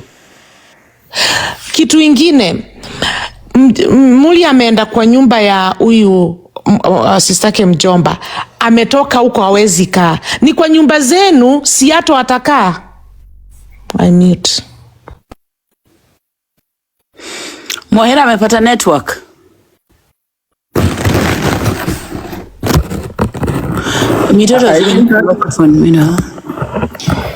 Kulingana na vile mjomba ameongea na hii discussion yote, I think tumepata solution. The problem now remains with how it will be implemented. Na wale wanaenda kuongea na Muli ni huyo Heal the World, I think Yakuza na sasa Lady J. How sure are we that watafanya vile tumefikiria hapa ama tumeamua? Ama mitoto zinaonaje?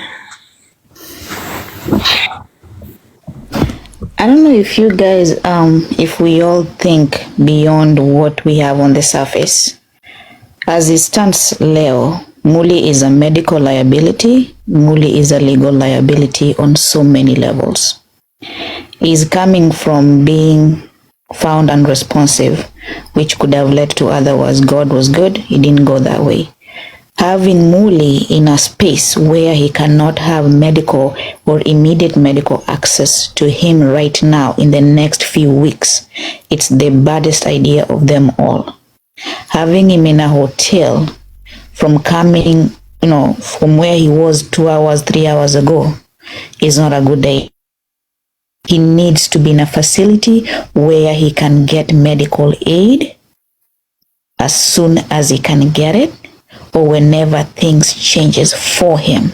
Being in a hotel is not a good idea for him right now, medically.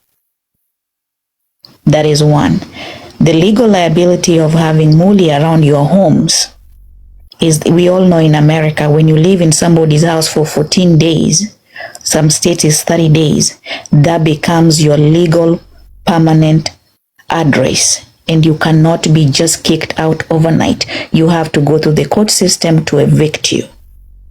But that is just on the side. But the medical liability, kama leo, the lady that bought him alcohol, if things went down south, she would be in jail today.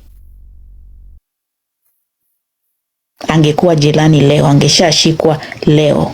And let that sink in. Which ended up kumuua. So yes, you guys need to think beyond what you're seeing with the emotions part of it. Nobody should be hosting Muli in their homes. Zero. If Muli does not want to go to a rehab center by himself and is not willing to, hakuna kitu mtafanya imfanye aende. Muli is not our responsibility. We are doing him a favor to help him. It's nobody's responsibility but his own family, his brothers, sisters, and his parents, cousins, etc. Kenyans are doing him a favor. And that favor comes with regulations, which includes, if you want me, I'm speaking for Naomi, if you want me to help you, you have to do X, Y, Z. And if you don't want that help, keep it moving. What Lady Jacqueline is doing right now, it's money motivated. I'm sorry to say it that way. Not really sorry, but that's what it is. It's money motivated. Jacqueline is not helping this man at all, venye Monahera was saying. Because all you hear is we. We is Kenyans. Muli is not our responsibility. Tunamfanyia favor. Mjomba alimfanyia favor juzi. It wasn't his responsibility. Alimuonelea uchungu akamsaidia. Muli does not have the authority to demand what kind of help anapewa. He has no authority to do so. If he cannot follow the rules of a shelter comes with medical. Because shelters wako na rules na masaa zao. You walk in specific time, ukimisio time aufungiliwi mlango. Those are their rules. Apendi rules. That's why he doesn't want to go there. This is not the first rodeo with Muli. For those who know him from Facebook, it's a trend, and the enablers have contributed to the behavior that we see today. Because unamsaidia leo, kesho anakutusi. Because he doesn't care. You are feeling sorry for someone who's not feeling sorry for themselves. Muli is not a child. Juzi alisema is 46, 40 something. That's his life. He has made a choice. In as much tunaongea tutapiga makelele tuseme hivi na hivi, it's not helping him. He has to make that choice by himself. Hakuna pesa atapewa, hakuna hoteli atalipiwa, hakuna any of these things atapewa. Muli must change first before any of us can help him. Muli must change for himself first. He must want it for himself, for any help ikuwe ya mahana. And that is a fact. Msikuwe hapa mna think na emotions tumpatieni shelter. Do not, and I'm repeating again, in America, do not host Muli in your homes. That is what is we want, because if you host him in your homes, there's no responsibility. Hakuna responsibility. Medically, he is a liability to you in your home. If something happens, you're liable for that. We all know how America is. You will be liable for such. Anything that happens to him, you will be liable for it. Unfortunately, that's how America's system works. Muli can go to a shelter. Kama hezi taka shelter, he can sign in. We have state-funded rehabs, especially for when you hawana kazi. You can apply for them by himself, and if he can't, saiza alikoko kwa OC, those social services, people, offices, whatever, will hook him up with a place. As long as he says, I want to go to a rehab, they will hook him up with a place to go. That's how America works. They have system for each and every problem. Ukiwa ya pombe wako na system kusupport that problem. Muli aende rehab, na kama hataki kwenda rehab, wachaneni na Muli. Wenye wako America, wachaneni na Muli if Muli cannot take basic common sense information anapewa. Wachaneni na Muli. Mtakuwa in so much trouble that you will never get out of. Huyo msichana alimnunulia pombe jana juzi. If things went down south, sahi angekuwa na manslaughter sahi easily, very easily, with no remorse. Hata angesema I was just doing him a favor. There is no favor when you know someone. First of all, ameshasema hapa TikTok, nimetaka kujiua. Number 1, amewambia mimi ni mlevi, mimi nakunywa hivi na hivi na hivi. You already know those things, and those things will go against you. Unfortunately, they will go against you because there's recording of such information. It will go against you. So mkueni, wachanene na Muli uko nje. If he doesn't want the help, let him be. The most you can do is tell him, seek medical help, go into a facility, sign yourself in, na kuwe uko 90 days, atarecover kidogo, another 60 days, Muli will be back to reality. But he must want it for himself. Sisi wa Kenya. Sisi wa Kenya. He needs to want it as bad as you all want it for him. Shelter ama aende rehab. Those are the only options, and we have in America, they have state-funded rehab centers if you cannot afford it. And especially kama yeye hajafanya kazi, the e-verify system itasema huwa hajafanya kazi, and they will be able to determine sini pesa zake ni ngapi and how much help they will give him based on the income, which in this case ana kazi, and the e-verify will be able to figure that out. So aende rehab, asaidiwe huko, akisha pona, then akuje Wakenya wamchangie hata kama ni nyumba. You know, he can look into finding a roommate who can sign up the lease. Here is sign up lease peke yake, because we all know how the history is. Alafu afanye nini? Akwe na roommate, and then Kenyans can collect towards that roommate rental thing, if that is what he wants. Na kama anafanya kazi temporarily, to make him responsible. We cannot continue to enable from Facebook to TikTok.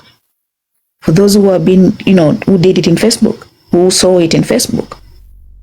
Tuachaneni saa zingine too much emotions. We have to think with facts presented on our table or on our plate to look at. and then you go from there. Emotions kando. He's our brother, yes. He's our brother from home, yes. But we still have to think on the liability that comes with everything, especially Kamani. See, Atuko Kenya, guys. Have remember that. Atuko Kenya. Kenya, we do anything and whatever we please whenever. In the US is different. It's a different way of life. It's a different setting of laws and regulations for each and everything you do and how you do them. But for now, wachanini Muli, if he doesn't want the help, let him be.